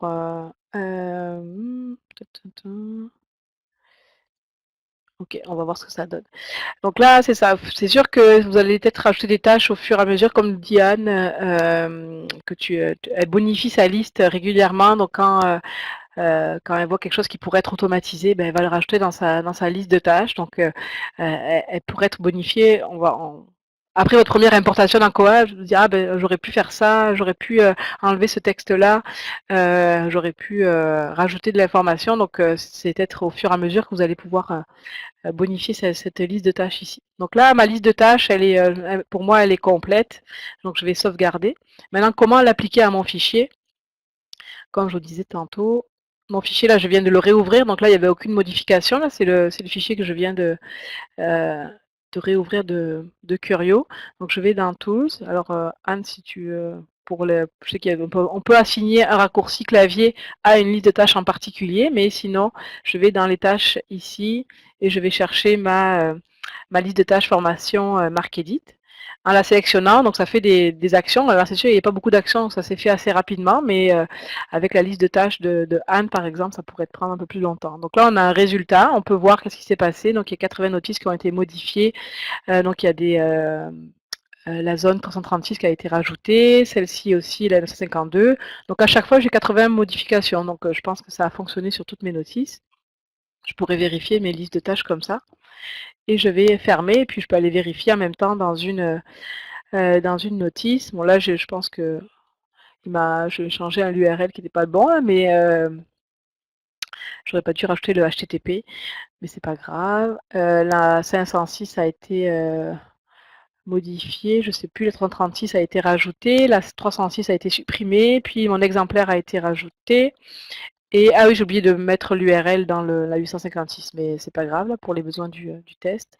On l'a vu tantôt que c'était possible. Si jamais vous rendez compte après avoir exécuté votre liste de tâches, il y a ben mince, j'aurais dû faire la 856, ben soit vous pouvez la rajouter dans votre liste de tâches ou le faire manuellement dans votre fichier pour modifier votre liste de tâches plus tard. Donc là, la liste de tâches, c'est exécuté. Est-ce que ça va pour la liste de tâches? Vous comprenez un peu le principe. C'est sûr qu'il faut savoir un peu ce qu'on veut faire au départ et faire des tests. Je vous dirais de tester pas mal. Est-ce que ces tâches sont conservées lors des mises à jour de Markedit? Oui, puis non. En tout cas, ce que j'ai remarqué, parce que j'ai testé la version 7, je l'ai téléchargée sur mon ordinateur, je l'ai ouvert, et puis mes listes de tâches n'étaient plus là, effectivement, parce que je suis passée à la version 7. Quand on changeait de version entre la 6.3 et la 6.2, la 6.3, c'était sauvegardé. Je pense que comme là, c'est une grosse mise à jour de version, en fait, c'est comme s'il y avait deux logiciels sur votre ordinateur. C'est pas la version 7 prend pas la place de votre version 6 de Markedit. Donc moi, c'est comme si j'avais deux Markedit dans mon ordinateur, le 6.3 et la version 7, parce que je pense qu'elle est tellement différentes qu'ils en ont comme créé une à part. Donc après, tu peux supprimer ta version 6.3 et garder que la version 7. Mais si tu passes à la version 7, il va falloir que tu exportes tes listes de tâches et après les réimporter dans Markedit dans ta version 7 pour les avoir. Mais effectivement, quand je suis passée à la version 7, ma liste de tâches n'avait pas suivi. Donc, je ne sais pas s'il y a peut-être une façon de le faire quand on installe, mais pour moi, elles n'ont pas suivi. Donc j'aurais dû aller les exporter et les réimporter dans mon Markedit. Voilà pour ça. Donc vraiment, ce qui est vraiment intéressant avec Markedit, ce sont les listes de tâches. Bien sûr, on peut les faire manuellement. Et au début, vous allez peut-être les faire manuellement pour voir à chaque fois qu'est-ce qui se passe comme tâche. Mais si une action fonctionne bien et que oui, c'est à chaque fois je veux faire ça, prenez-la en note ou allez la rajouter directement dans votre liste de tâches. Puis revenez dans votre page ici, refaites une action en passant par ces actions-là. Puis au fur et à mesure, rajoutez-les dans votre liste de tâches. C'est comme ça que vous allez vous créer au fur et à mesure une bonne liste. Ce que je voulais vous montrer, c'est la liste de tâches de Anne. Alors, vous allez peut-être prendre peur, mais parce qu'elle est vraiment impressionnante. Mais c'est ça, Anne ne l'a pas fait à une seule fois. Je pense que ça a pris du temps pour avoir autant d'actions. Mais il y a vraiment beaucoup de choses qui peuvent être faites dans Markedit et il n'y a pas de limite, je pense, au nombre de tâches qu'on peut rajouter dans une liste de tâches. Donc ça, c'est les notices que tu récupères du SQTD, puis tu les passes dans Markedit et après tu les charges dans Koa. Donc vous voyez, il y a beaucoup, beaucoup, beaucoup d'actions et peut-être qu'il y en a encore d'autres qui vont être ajoutées. Je t'ai envoyé un fichier par courriel pour que tu... Ah, ok. Ben, on va le tester puisque Anne m'a envoyé... Merci Anne. Je vais l'ouvrir directement et marquer Edit. Ok. Hop, je vais fermer ça. Donc, on va fermer ça. Je vais juste être sûre que j'ai pas ouvert trop de fenêtres. Oui, je vais l'enregistrer pour après compiler. Donc là, c'est un fichier qui vient du SQTD. D'ailleurs, il y a des problèmes d'accent. Est-ce que le SQTD, c'est un Mark 8? Peut-être, là, je l'ai ouvert trop vite avec un UTF-8. Anne, est-ce que tu changes l'encodage une fois rendu dans Mark Edit? Parce que là, on voit que l'accent est pas est comme en... C'est pas qu'il est mal encodé, mais il est en version... je dirais en version Mark 8, si c'est bien ça. Oui, c'est ça. C'est parce que, bon, je suis allée trop vite. Là, je vais l'enregistrer sur mon ordinateur. Ce sera plus...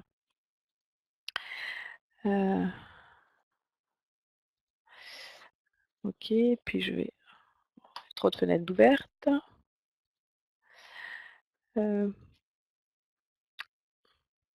Donc là, j'aurais dû le transformer. Là, je suis allée trop vite tantôt. Donc je changeais en UTF-8. Et puis là, vous voyez, ça va mieux. Il n'y a plus de problème d'accent parce que peut-être que dans SQTD, ils sont en Mark 8. Donc je prends le parti de le transformer en UTF-8 avant de l'ouvrir. Ok. C'est parce que je n'avais pas choisi, je pense, UTF-8. Là, je l'ai choisi, puis ça fonctionne. Donc là, c'est les notices qui viennent du SQTD. Et puis, si je reviens dans ma liste de tâches que Anne applique à ces fichiers-là, je pourrais aller regarder la liste de tâches. Donc, il y a plusieurs choses. Je ne vais pas les passer en revue, mais dans le fond, dans la 003, elle change. Là, c'est le code d'établissement. Dans la 003, elle change directement par le code de Rosemont. Dans les zones codées, sûrement que c'est des positions de caractères dans la zone 007 pour le type de document ou le support utilisé, donc tu le remplaces.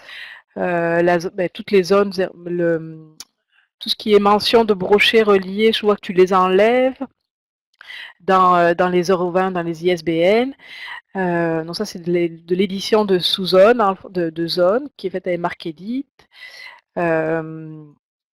Donc il y a vraiment beaucoup de choses. Là, je ne vais pas passer en revue tout, mais par rapport au 040, quand ça vient peut-être pour remplacer, en fait, mettre ton code d'établissement dans le $D, donc c'est l'établissement qui a fait la modification, je pense, donc pour acheter ton code d'établissement. Donc c'est sûr que toutes les actions peut-être sont pas faites sur toutes les notices et là on cherche en fait toutes les notices qui ont BNF, SQTD dans leurs notices, mais toutes les notices n'ont pas forcément ça.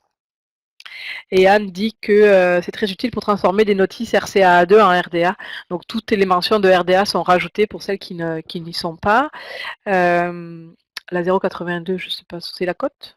Oui, non, je ne sais plus. Donc on copie des zones. Là c'est ce que tu avais fait, je pense. Rajouter d'abord l'indicateur dans la 260 et après de copier la 260 vers 264. Donc c'est ce qu'on a vu tantôt pour transformer cette zone-là en RDA. Là, les zones il rajoute des virgules. Moi, je ne vais pas passer en revue là, les zones 30-36. Donc il y a vraiment beaucoup de choses. Vous voyez, Anne est experte en marque-edit parce qu'elle arrive à faire beaucoup de choses avec ces zones-là. Puis c'est sûr que tu les as mis en ordre.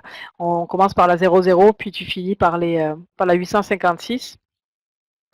C'est sûr qu'il y a des zones, là par exemple, si je vais voir ça, tu enlèves le point à la fin des sous-zones peut-être au niveau de la ponctuation qui vient du SQTD. Donc il y a vraiment toutes les choses auxquelles on n'y pense pas, mais qui peuvent être faites à MarkEdit. Alors c'est sûr que le faire manuellement, toutes ces tâches-là, ce serait inhumain. Donc c'est vraiment une liste qui est peut-être complète, Jean-Pierre. Ce n'est pas toujours les mêmes catalogueurs qui font ces notices, donc changement d'une fois à l'autre. Oui, c'est ça, chez SQTD, ils vont pas être, ils vont avoir des normes de catalogage, mais ça change peut-être d'un catalogueur à l'autre, surtout avec le RDA qui est comme plus libre au niveau du catalogage. Donc c'est vraiment, c'est sûr que peut-être que vous, ce serait trop de modifications, mais vous voyez ce qui est possible de faire. On peut se créer vraiment une grosse liste de tâches. Puis là, si je l'applique au fichier que m'a envoyé Anne.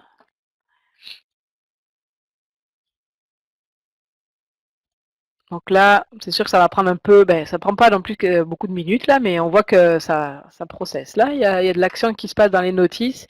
On peut voir les modifications en arrière-plan, même si ça va vite dans le fond, mais là on voit que la 336 a été rajoutée, 164 est déjà changé, et puis là on va avoir un résultat des modifications. On pourrait les passer en revue, mais vous voyez, dans le fichier, il y avait, je sais pas combien, il y avait beaucoup de notices, je vais pas regarder, mais là on voit quelles notices ont été modifiées. Toutes n'ont pas été forcément modifiées parce qu'elles ne correspondaient pas forcément à toutes les tâches, mais au final, et des fois, il y a 0 résultat parce qu'il n'y avait aucune notice qui avait cette information-là. Donc, ça n'a pas été besoin de le remplacer par cette information. Donc, vous voyez, il avait 33 notices. Donc, vous voyez un peu le principe de la liste de tâches. Là, le fichier pour Anne est prêt à être téléchargé dans Koa, il est compris, puis finalement, sa liste de tâches, c'est sûr que ça a mis du temps à la créer, mais ça a pris 30 secondes pour faire toutes ces modifications-là en lot, et après, oui, elle a rajouté des notes, c'est sûr que ça va être, je pense que Anne, elle charge les notices, après elle fait les acquisitions, je pense que c'est ça, donc elle va pouvoir retrouver sa notice après aux acquisitions et le mettre en traitement, créer l'exemplaire après, plus tard, pour faire le suivi du document. Une fois que votre fichier est comme quelle heure il est 11h20 là, ça passe vite. Une fois que là, je vais passer maintenant à la version avec Koa, donc votre fichier est prêt dans MarcEdit à être importé dans Koa. Donc là, je suis encore, c'est mon fichier MRK finalement. Donc c'est ce fichier-là, je pourrais le sauvegarder puis y revenir plus tard.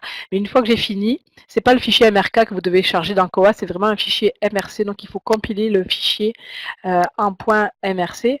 Donc par exemple ici, je vais dans le menu File, Compile File into Marc. Donc là, ça va m'ouvrir une fenêtre sur mon ordinateur pour l'enregistrer. En fait, ça se positionne. Normalement, ça devrait se positionner automatiquement sur UTF-8 Mark File, puisque dans mes paramètres, par défaut dans Koa, dans MarcEdit, j'avais choisi cet encodage-là. Mais je vous conseille vraiment de l'encoder en UTF-8 pour que ça fonctionne.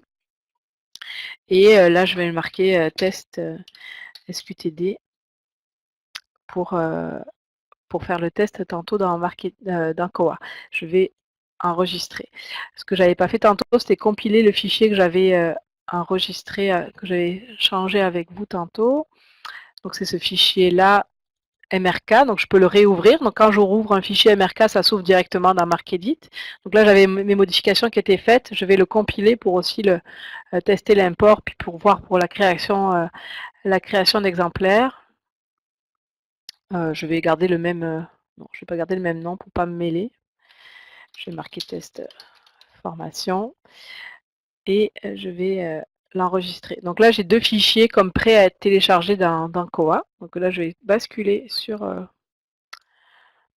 mon instance de développement. Donc dans Koa, l'outil pour aller télécharger les fichiers, donc c'est dans la section des outils. Et dans préparation des notices marques à l'import. Donc il y a 2 outils qui sont en lien, mais le premier en fait à utiliser, c'est préparation des notices marques à l'import. Donc là, vous pouvez, si vous faites aucune modification dans MarcEdit, le fichier qu'on a reçu tantôt de Curio, donc que j'ai exporté de Curio, je peux aller le télécharger directement ici. Mais ça peut être aussi une première étape pour vous, voir qu'est-ce que vous voulez, prendre un fichier d'une base de données, l'importer dans Koa, voir à quoi ça ressemble, et après on peut toujours annuler une importation si vous voulez finalement supprimer ces notices qui ont été importées. Mais ça peut être un premier test, ou alors télécharger peu de notices, une dizaine de notices de Curio, prendre seulement sur 2-3 jours. Là, tout à l'heure, j'avais 80 notices pour le mois de novembre. Si j'avais fait entre le 1er et le 5, peut-être que j'aurais eu une dizaine de notices, et ça pouvait me donner un exemple de à quoi ressemblent les notices dans Curio, même si il peut y avoir des différences d'indexation dans les notices, mais ça vous donnerait un aperçu à quoi ça ressemble les notices qui viennent de Curio. Donc d'abord, je vais dans l'outil préparation des notices marques. Donc là, ça vous demande d'aller chercher un fichier sur votre ordinateur. Donc le fichier que j'ai créé tantôt en .mrc. Les fichiers MRK, ils apparaissent ici, puis je pourrais aller essayer de le télécharger, mais ça ne vous donnera aucun résultat. Donc les fichiers en .mrc, ça fonctionne, et ceux aussi en .utf8, ça fonctionne également. Koa les accepte et va les traiter. Donc je vais je vais choisir ce fichier-là et je télécharge. En fait, il y a comme deux étapes. Il y a le premier, c'est on va télécharger le fichier sur le serveur et après on va importer. C'est pour ça qu'on prépare les notices et après on va aller dans la gestion des notices pour aller l'importer.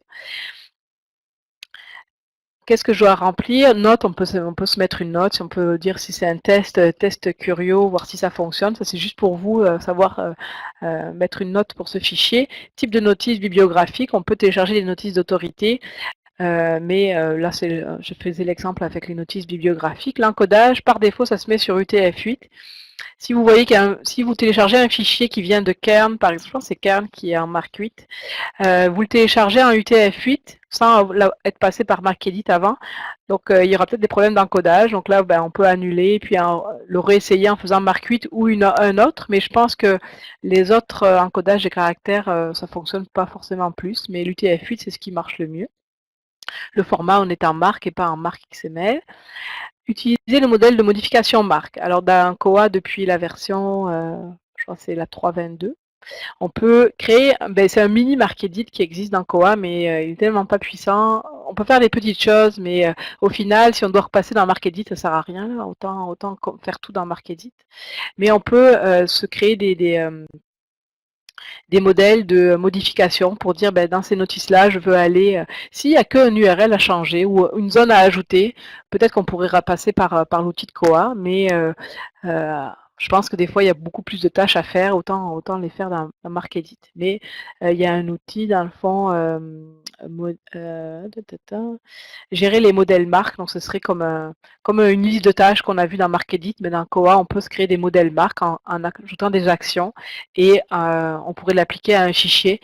Mais si vous n'avez qu'une seule modification à faire, on pourrait le faire par là, mais sinon je vous conseille MarkEdit, qui est hors Koha, mais qui reste important. Les règles de concordance. Donc là, c'est un fichier, je sais que c'est des notices que je viens de créer, elles n'existent pas, ce sont les notices de Curio qui sont nouvelles, donc je n'ai pas de règles de concordance à faire parce que ces notices-là, je sais qu'elles sont nouvelles. Tantôt, j'espère avoir le temps de vous montrer comment exporter les notices de Koha de votre catalogue pour faire des modifications en lot, comme je sais qu'on l'avait demandé pour changer l'URL du proxy, justement, parce qu'on changeait de proxy, donc il fallait changer l'URL dans les notices. Donc on va exporter les notices de Koha, faire la modification dans MarkEdit, et puis on les réimporte. Donc là, on ne veut pas créer de doublons, donc là, on va appliquer une règle concordance. Sur cette instance, il y a, par défaut, sur vos instances, il y a normalement deux règles qui sont créées, c'est l'ISBN et l'ISSN, mais on peut en rajouter d'autres. Et donc, il faut trouver sur quelle zone on veut faire la concordance. Pour des zones, pour des notices en format électronique, l'ISBN ne va pas être rempli, à part qu'il y ait une ISBN électronique, mais est-ce que dans votre catalogue aussi, ça y est? Bon, c'est des choses à prendre en considération quand on veut faire de la concordance pour trouver sur quelle zone on veut être sûr qu'on fait la concordance. Dans Koha, il y a un biblionumber, donc un numéro qui est unique dans la base de données. Donc on peut appliquer une règle de concordance sur ce numéro-là pour être sûr de mettre à jour ces notices. C'est ça. Là, je vais pas l'utiliser, mais quand on applique une règle, on peut choisir. Donc, est-ce qu'on remplace la notice si on trouve une concordance, est-ce qu'on remplace la notice, ou est-ce qu'on ajoute quand même une nouvelle notice, ou on l'ignore. Et s'il n'y a pas de concordance, qu'est-ce qu'on fait? On ajoute la notice ou on ignore. Donc, ça, c'est les actions possibles. Et on peut aussi faire vérifier les exemplaires. Donc, quand on fait une règle de on peut soit ajouter toujours des exemplaires ou selon la concordance trouvée, est-ce qu'on va ajouter un exemplaire ou est-ce qu'on veut remplacer les exemplaires quand une notice concordante a été trouvée. Donc il y a des actions qui peuvent être faites sur les exemplaires aussi. Là, j'avais des exemplaires à rajouter. Donc oui, je veux que le Koha vérifie mes zones d'exemplaires. Donc là, je traite pour import, mais finalement, le terme n'est pas, ça ne va pas encore importer vos notices dans Koha, c'est vraiment, ça va télécharger. Là, je sais, j'avais pas fait gaffe au terme employé, mais c'est pas, je ne veux pas vous penser que vos notices vont être importées dans Koha. Là, ça va être juste être téléchargé. Donc, quand vous avez un fichier de 2000 notices, ça peut prendre un peu de temps. Là, j'avais juste 80 notices, donc c'est assez rapide. Sinon, laissez-lui le temps de rouler. En général, j'ai pas essayé plus de 10 000, mais peut-être qu'avec Plaque, on pourrait faire des gros fichiers, mais on essaie quand même de ne pas mettre 50 000 notices dans un fichier, Koa, peut-être qu'il va rouler pendant un moment. Donc là, j'ai un résultat de mon importation. Donc c'est vraiment de mon téléchargement. Il ne faut pas que je vous mêle non plus avec mes mots. Donc là, j'ai téléchargé le fichier sur le serveur, mais pour l'instant, ils ne sont pas importés. Donc on voit qu'il y a 80 notices qui ont été trouvées, il n'y a pas d'erreur marque, et il y a des exemplaires qui ont été trouvés. Donc tout est correct pour l'instant. Donc là, je peux passer à la gestion des notices préparées. Donc l'outil ici, on a le lien direct, ou alors quand on est dans la section des outils, gestion des notices marques traitées. Les termes ne sont pas toujours pareils, mais ça c'est Koa, il n'est jamais constant sur la traduction. Donc là, quand je clique sur gérer les notices marques, j'arrive directement dans le lot en fait que je viens de faire. Donc c'est le fichier que je viens de télécharger, et là j'ai un aperçu de mes notices. Si je suis dans l'outil gestion, en fait, si je ne vais pas directement dans la gestion, je télécharge le fichier, mais je le fais plus tard. Ça va être dans le tableau ici de gestion des notices, gérer les notices marques préparées. J'ai mon fichier ici qui a été téléchargé, donc on sait bien aujourd'hui à 11h27. Et pour aller faire l'importation, il faut que je rentre dans le fichier. Donc pour revenir à cette page ici de gestion des notices marques, donc dans le lot 612. Donc là, j'ai mes notices, donc là, ça apparaît les 20 premières notices. C'est cliquable, c'est-à-dire que ça va ouvrir, quand je vais cliquer dessus, je vais avoir le format marque. Ça, c'est le fichier importé. Donc ça, c'est mes notices que j'ai travaillé avec MarcEdit. Donc on voit bien que ça a bien pris en compte tout mon fichier. C'est bien ça. Si on voit déjà des problèmes d'encodage de caractères à cette place-là, ce niveau-là, mais n'allez pas jusqu'à l'importation. C'est-à-dire qu'il y a un problème au niveau du téléchargement, où votre fichier n'a pas été téléchargé dans le bon encodage. Donc si vous voyez des problèmes d'encodage ici, si le U par exemple n'était pas bien accentué, je serais allé retélécharger mon fichier, j'aurais changé l'encodage, j'aurais choisi peut-être Mark 8 pour tester. Donc les fichiers peuvent télécharger sur le serveur. Après, on peut faire du ménage sur les fichiers qui n'ont jamais été téléchargé. Je vais faire un petit point sur les statuts. Quand ici c'est marqué préparé, ça veut dire qu'elle a été téléchargée sur le serveur. Quand il y a un statut importé, c'est-à-dire que les notices ont été importées dans votre catalogue. Revenu, c'est que l'importation a été annulée. Et effacer, c'est qu'on a cliqué ici sur effacer et que là on peut le supprimer. Un fichier, je pourrais le supprimer complètement seulement quand il a le statut effacé. Mise en garde un petit peu sur ce bouton ici.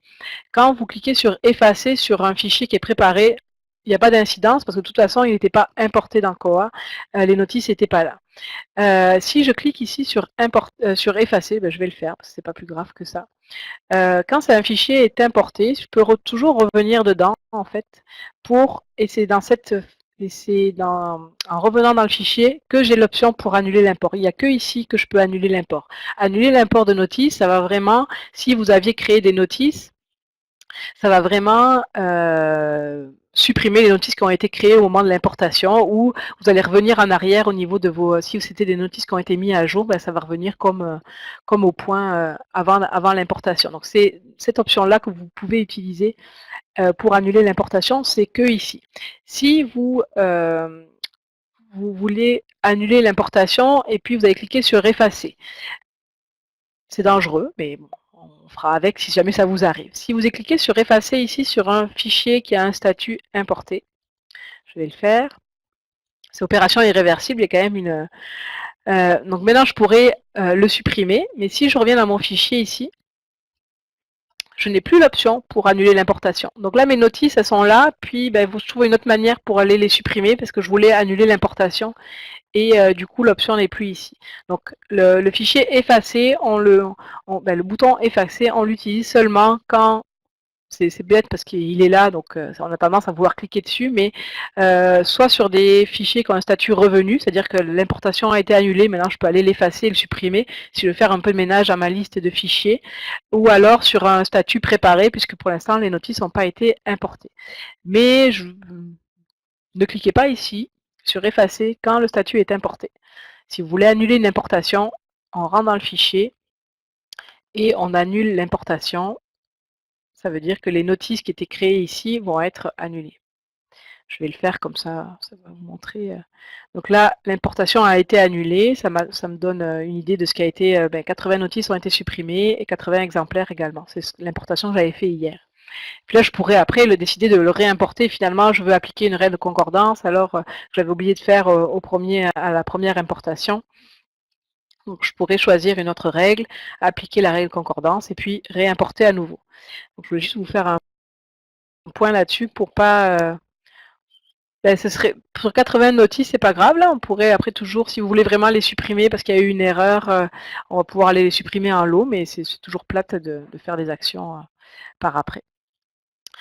Donc là, mon fichier que j'ai téléchargé, je vais pouvoir aller l'importer puisque il était prêt à être importé. Donc là, l'importation s'est bien passée. Nombre de notices ajoutées 80, c'est correct. Nombre d'exemplaires ajoutés 80, donc il a bien ajouté mes exemplaires.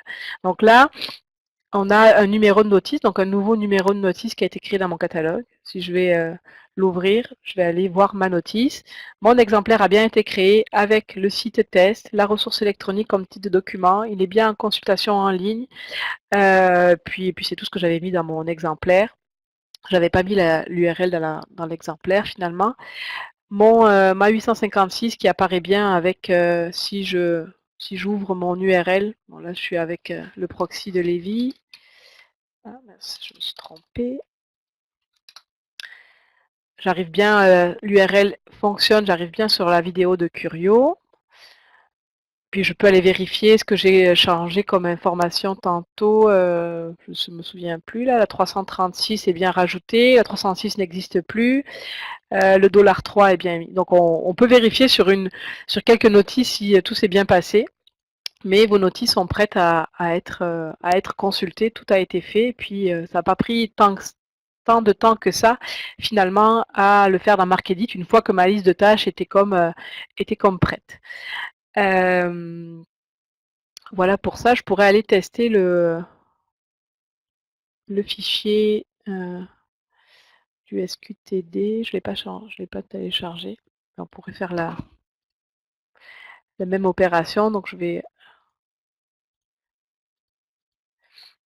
là, je pourrais faire une concordance sur l'ISBN. Peut-être qu'il y a des notices, comme ça, c'est des notices qui viennent on pourrait le tester dans ce sens-là.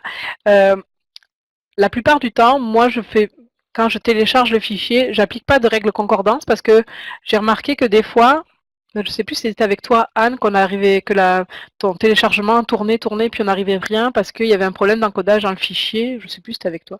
Et du coup, parce qu'il y avait une erreur, mais on ne la voyait pas à cette première étape-là, on la voyait seulement quand on appliquait. Ah, c'était pour la règle concordance sur la 0,35, il me semble. Donc, des fois, moi, je parse la première étape comme ça, puisque de toute façon, là, c'est du téléchargement, il n'y a rien qui s'importe encore. Oui, c'était pour les autorités, c'est ça. Ah, Jean-Pierre, j'avais pas vu ton message. Pourquoi, à l'occasion, les erreurs d'accentuation ne sont toujours pas les mêmes d'une zone à l'autre? Je sais pas, Jean-Pierre, pourquoi. Mais je sais que c'est avec Hélène aussi à Saint-Jérôme. Il y a une zone qui reste mal encodée, même si le reste est correct. Là, je ne pourrais pas te dire. Est-ce qu'il y a des zones qui viennent bien encodées ou pas? Je sais pas. J'ai pas de réponse, Jean-Pierre.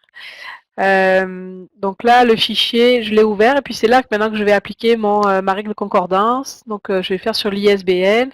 Je veux remplacer la notice s'il y a une concordance et sinon je vais l'ajouter. Il n'y a pas d'exemplaire dans mes notices, mais je pourrais ajouter des exemplaires aussi. Appliquer une autre règle. Donc là, ça va tourner. Là, ça répond à 0. Donc dans mon catalogue, j'avais aucune. C'était des nouvelles notices aussi. Donc c'est normal que j'ai aucune concordance.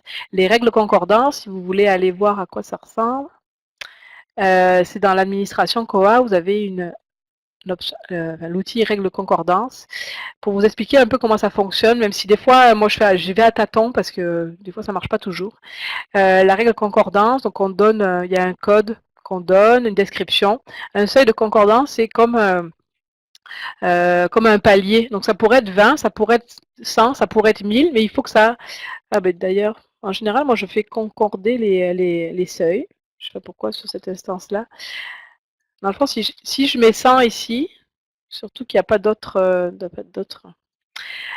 Par exemple, pour l'ISBN, mais je vais regarder qu'une seule sous-zone. Je vais regarder seulement je vais regarder seulement la 020 $A parce que c'est là qu'il y a l'ISBN. Donc, si l'ISBN est concordant à 100%, si le score est de 100, ben, j'arrive à mon seuil 100, la concordance est trouvée et ça match. Dans le fond, la concordance est faite. Donc, euh, le seuil, c'est le total en fait de vos scores ici, des points de concordance. Quand il y a plusieurs points, donc par exemple, on va faire le titre plus, je sais pas, qu'est-ce qui pourrait être fait là, plus l'ISBN, parce qu'on a peur d'avoir d'autres notices. J'essaie de trouver un exemple. Oui, j'ai bien vu ton message, Louise, je vais juste finir ma phrase. Euh, Le point de concordance, ça dépend si vous en mettez plusieurs. Donc là, j'ai un score de 100 puisque j'en ai un seul point, je vais atteindre le seuil 100 et ça va matcher. Ce qui peut être trouvé, il faut que votre zone elle soit indexée dans le moteur de recherche Zebra. C'est-à-dire qu'il y a des zones qui ne sont pas indexées, comme la 856. C'est pas une zone qui est indexée. C'est-à-dire qu'on ne peut pas faire une recherche catalogue seulement sur la 856. Il n'y a pas d'index. Quand on regarde ici, il n'y a pas d'index pour l'URL. Même si je vais aller voir la configuration, ben, les index qui existent dans Koa, là j'ai la liste complète vraiment des index qui sont possibles dans le moteur de recherche de Zebra. La 856 n'existe pas. Donc, c'est-à-dire que ce n'est pas une zone que je pourrais mettre en concordance avec une autre, avec mon fichier. Donc, il faut que, quand vous créez une règle de concordance ou que vous essayez de faire des concordances, il faut que l'index utilisé existe dans le moteur de recherche Zebra. Donc, quand vous pouvez regarder déjà ici dans la recherche avancée, vous avez tous vos index possibles par défaut, c'est les plus communs. Donc, s'il y est ici, ça veut dire que on va pouvoir l'utiliser. Comment savoir qu'est-ce qu'il faut mettre dans la recherche d'index ici? Vous pouvez faire une recherche, par exemple, si ce serait pour le titre, mais vous le savez peut-être déjà, l'index qui est utilisé, c'est TI. Le WRDL, c'est pour tous les mots du titre, mais nous, l'index TI suffirait. Donc là, je devrais inscrire, je veux chercher dans l'index TI du moteur de recherche, et là, je mettrai ma zone 245, par exemple, pour la zone de titre. Donc, ça pourrait être plus long, ma démonstration, là, mais je ne vais pas prendre trop de temps là-dessus, sur la concordance. On pourra s'en reparler quand vous ferez des tests. Je vais revenir sur ta question, Louise. Jean-Pierre, tu disais que le numéro de la notice de l'éditeur en zone 001 était important et constituait la clé de la notice. Alors, la zone 001, c'est pas une zone obligatoire quand une notice est créée dans Koa. Elle a un numéro, un identifiant unique, mais ça ne correspond pas à la zone 001. Si je vais voir dans cette notice-là, vous pouvez enregistrer une notice sans forcément avoir de 001. Ici, la notice, le numéro, l'identifiant unique qu'a donné Koa dans votre base de données, c'est le 139 061. Vous voyez qu'il ne correspond pas ici à ce numéro de contrôle ici. Ce numéro de contrôle, peut-être qu'il vient que la notice a été importée d'un serveur Z3950 et dans ce serveur-là, il y avait la 001 qui était remplie et il était rempli avec ce numéro-là. Et quand on sauvegarde, Koa nous dit pas, va pas le changer automatiquement. Je sais qu'il y a un développement qui a été demandé là-dessus à l'international pour que quand on enregistre une notice, quand on crée une notice, le biblionumber corresponde à la 001 pour que ce soit identifié, que ce soit un champ de contrôle qui soit utilisable. Mais pour l'instant, ça ne l'est pas. Donc, vous pouvez le changer après et mettre le même numéro. Peut-être qu'il y en a qui ont pris le pli, je pense au tout début de Koa, on en avait parlé, je pense, pour remplir la 001, mais finalement, c'est pas obligatoire parce que c'est ce numéro-là qui est unique dans Koa. Comment avoir cette concordance ici sur le numéro? Il y a une zone, en fait, euh, attends, je vais revenir sur tes commentaires, Jean-Pierre. Euh, il y a une zone qui correspond à c'est le control number finalement, c'est l'index control number pour avoir ce numéro de notice ici. Donc si vous avez une concordance à faire, je ne sais pas si Là, c'est la 001, mais ça pourrait ne pas marcher en fait si votre si la 001 ne correspond pas à votre fichier. Mais il y a la 999, je ne sais plus si c'est la $B ou $C qui est remplie automatiquement par le biblionumber et qui pourrait être une zone de concordance pour votre notice. Je dis que c'était important pour l'importation en lot du même fournisseur pour ne pas avoir de doublons. Mais c'est si tu as téléchargé des notices de Curio, donc les notices de Curio, est-ce qu'elles ont une 001 remplie? Ça, ce numéro-là, donc on voit qu'il ne correspond pas au biblionumber ici. Donc ça, c'est le numéro que Koha lui a attribué dans la base de données.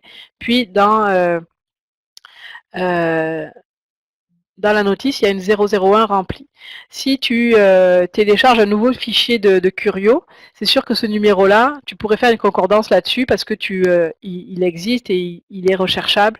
Maintenant, est-ce que tu pourrais avoir téléchargé une notice qui vient d'une autre base de données? Par exemple, tu télécharges une notice qui n'a rien à voir avec ce même document, qui vient du catalogue de la BANQ, par exemple. Peut-être que la notice s'appelle Harry Potter, chez la BANQ, elle a une 001 remplie avec ce même numéro-là. Et là, du coup, bah, tu te retrouves avec deux notices qui ont une 001 identique, mais même pour deux notices différentes. Donc, c'est à tester pour l'importation, mais dans Koha, elle n'est pas obligatoire cette zone-là. Je ne sais pas si ça répond à ta question, Louise. Là, chaque base de données va être différente aussi. Il est midi moins le quart. Je voulais finir. Oui. Je vais juste essayer il y a une dernière chose que je voulais vous montrer avec MarkEdit, avec Koha plutôt, c'est si vous voulez mettre à jour vos notices de Koha, donc qu'est-ce qui pourrait être modifié? Ben, ça pourrait être l'URL de la 856 par exemple, parce que vous avez mis un proxy en place ou que votre proxy a changé puis vous voulez modifier.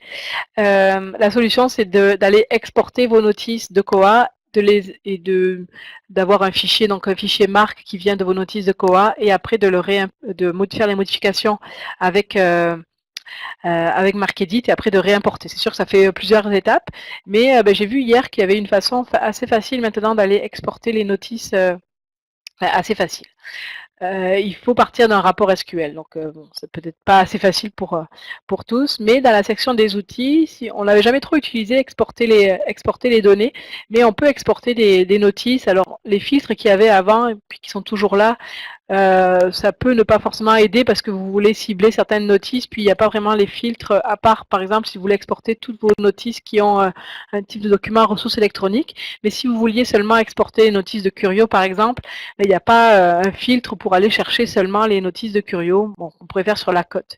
Maintenant, on voit qu'il y a une nouvelle option, en fait je ne l'avais pas vu dans la version 16.11, c'est d'aller télécharger un fichier de notice de biblionumber. Ça, c'est intéressant parce qu'avec un rapport SQL, on peut sortir une liste de biblionumber et le mettre dans un fichier texte. Ce fichier texte, on va le charger ici et au final, ça nous donnera un fichier marque en sortie qu'on va pouvoir utiliser avec MarkEdit. Je vais vous montrer le processus, puis si jamais vous voulez le faire après, si vous en avez besoin, on pourra le refaire ensemble individuellement. Donc là, j'ai créé un rapport 856, donc c'est un rapport, alors c'est sûr que le rapport SQL, j'avais fait une formation et je pourrais en refaire une autre parce que je sais que des fois vous avez pas mal de questions sur les rapports SQL. Donc là, j'ai juste fait ce que je voudrais modifier toutes les notices de Curio que j'ai sur mon catalogue pour changer quelque chose que j'avais oublié, par exemple, lors de la première importation. Je pourrais annuler l'importation, puis reprendre mon fichier MRK, mais finalement, je préfère exporter mes notices, toutes les notices alors là, le rapport fait en sorte d'aller chercher, en fait, toutes les notices qui ont Curio dans le $3 de la 856. Donc c'est un rapport assez simple et ce qui m'intéresse moi surtout c'est le biblionumber, donc de la notice, c'est le numéro interne. Maintenant, je vais aller prendre en fait c'est ce numéro-là que je vais mettre dans un fichier texte. Donc vous pouvez télécharger le fichier en fichier CSV. Moi j'utilise une extension dans Chrome qui marche assez bien, qui correspond à Table to Clipboard pour Firefox. Maintenant, je sais que Firefox a été mis à jour et que les extensions ne fonctionnent pas. Moi, j'utilise Chrome depuis un peu Ça fait pas mal de temps maintenant, je trouve qu'il marche mieux que Firefox, mais les deux fonctionnent bien avec Koa, mais il y a certaines extensions qui marchent mieux avec Chrome. Donc avec c'est CopyTable qui s'appelle dans Chrome, c'est la même extension que Table to Clipboard qui permet en fait de sélectionner une colonne ici. Ça va, c'est plus rapide. Non, c'est pas ça que je voulais faire. Ça sélectionne la colonne ici, puis je copie le contenu de la colonne et je vais coller ce contenu-là dans un fichier texte, dans un bloc-notes. Donc là, ça va me coller seulement la liste des biblionumbers. J'enregistre ce fichier, je vais le mettre sur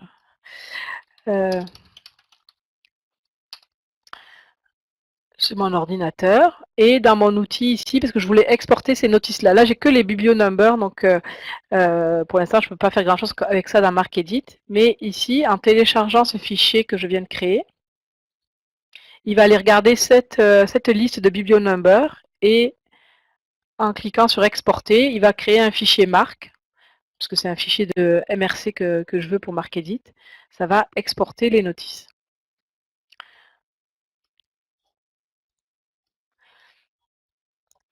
Vous voyez, mon fichier MRC a été créé, puis j'ai l'icône de MarcEdit, donc je peux aller l'ouvrir directement. Mais normalement, je n'ai pas besoin, mais je le fais tout le temps. Et donc ça, ce sont mes notices que je viens d'exporter de Koa et sur lesquelles je pourrais aller faire des modifications. Donc ça, c'est la façon pour exporter les notices qui sont dans votre Koa, faire des modifications ici. Donc là, par exemple, je voudrais aller... je ne sais pas trop, là, je réfléchis, qu'est-ce que je pourrais...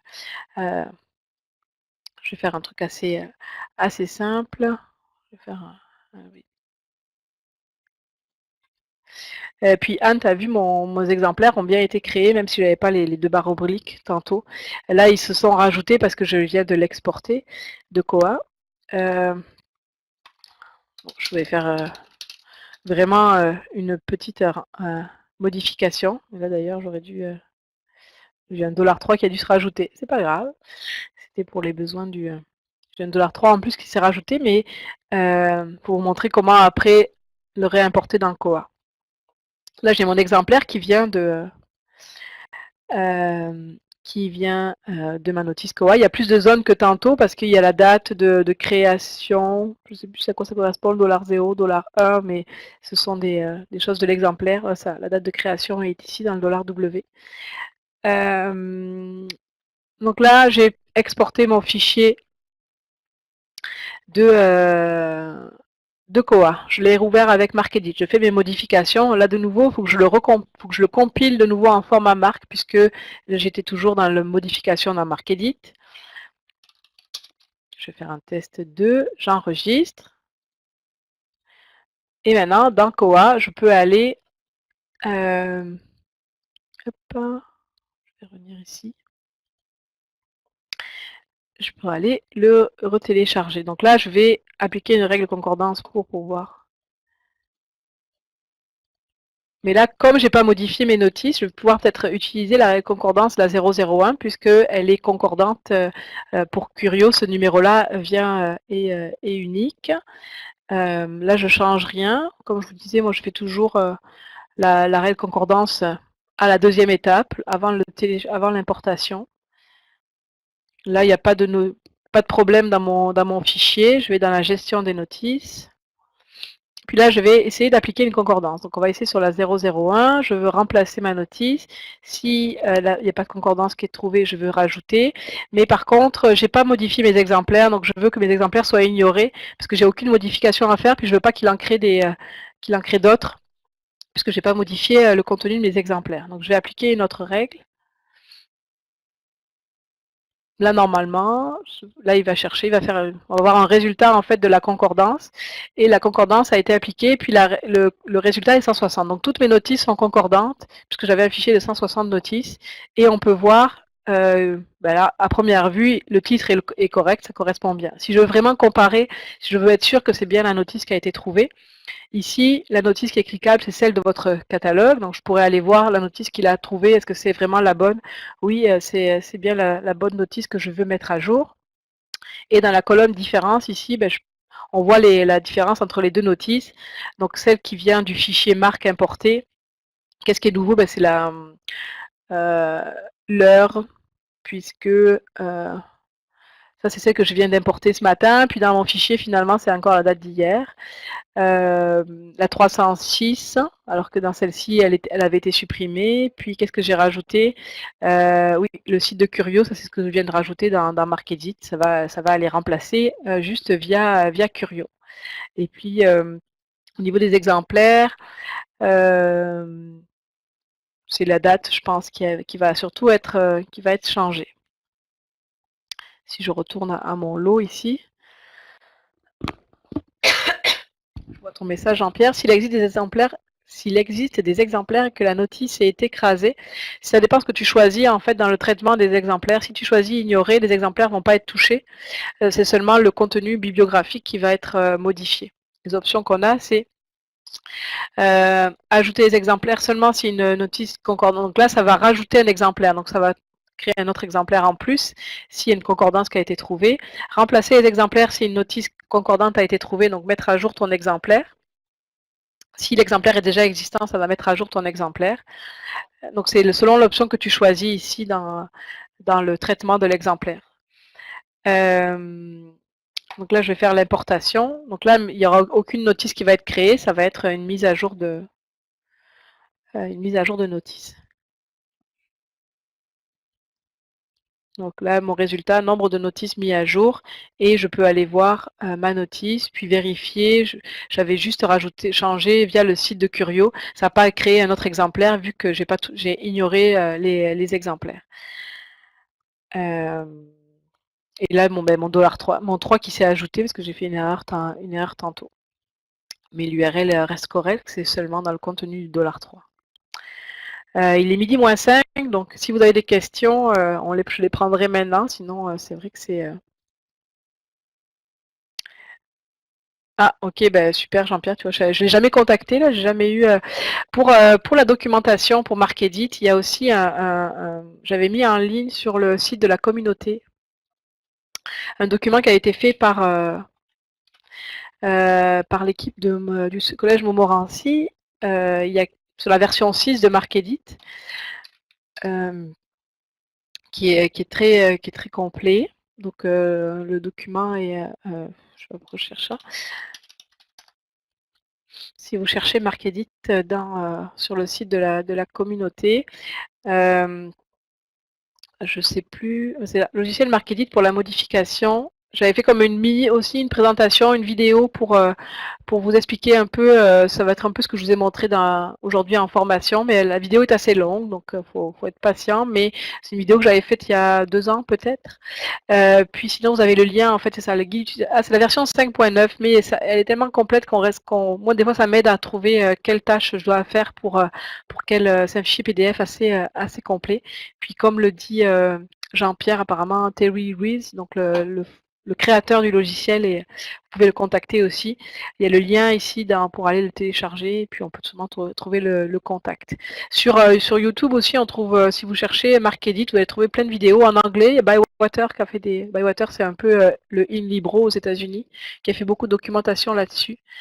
Et puis moi, je suis toujours là pour répondre à vos questions. C'est sûr que Anthony trouve que ça sort un peu de mon mandat de service à la clientèle COA, mais moi, je trouve que c'est important parce que, effectivement, est-ce que les autres SIGB offrent un service MarkEdit?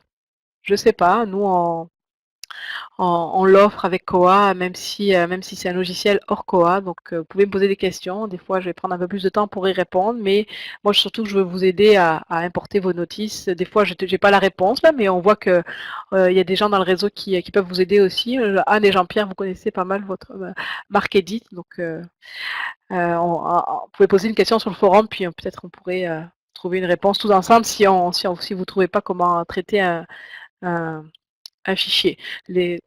En fait, pour finir, ce que je voudrais vous dire, c'est qu'est-ce que vous voulez au départ avec ces notices-là qui viennent des bases de données. Il y en a de plus en plus de ressources électroniques. Est-ce que vous voulez les intégrer à votre catalogue Koa? Est-ce que vous voulez juste donner un lien vers le catalogue général du site et les gens cherchent?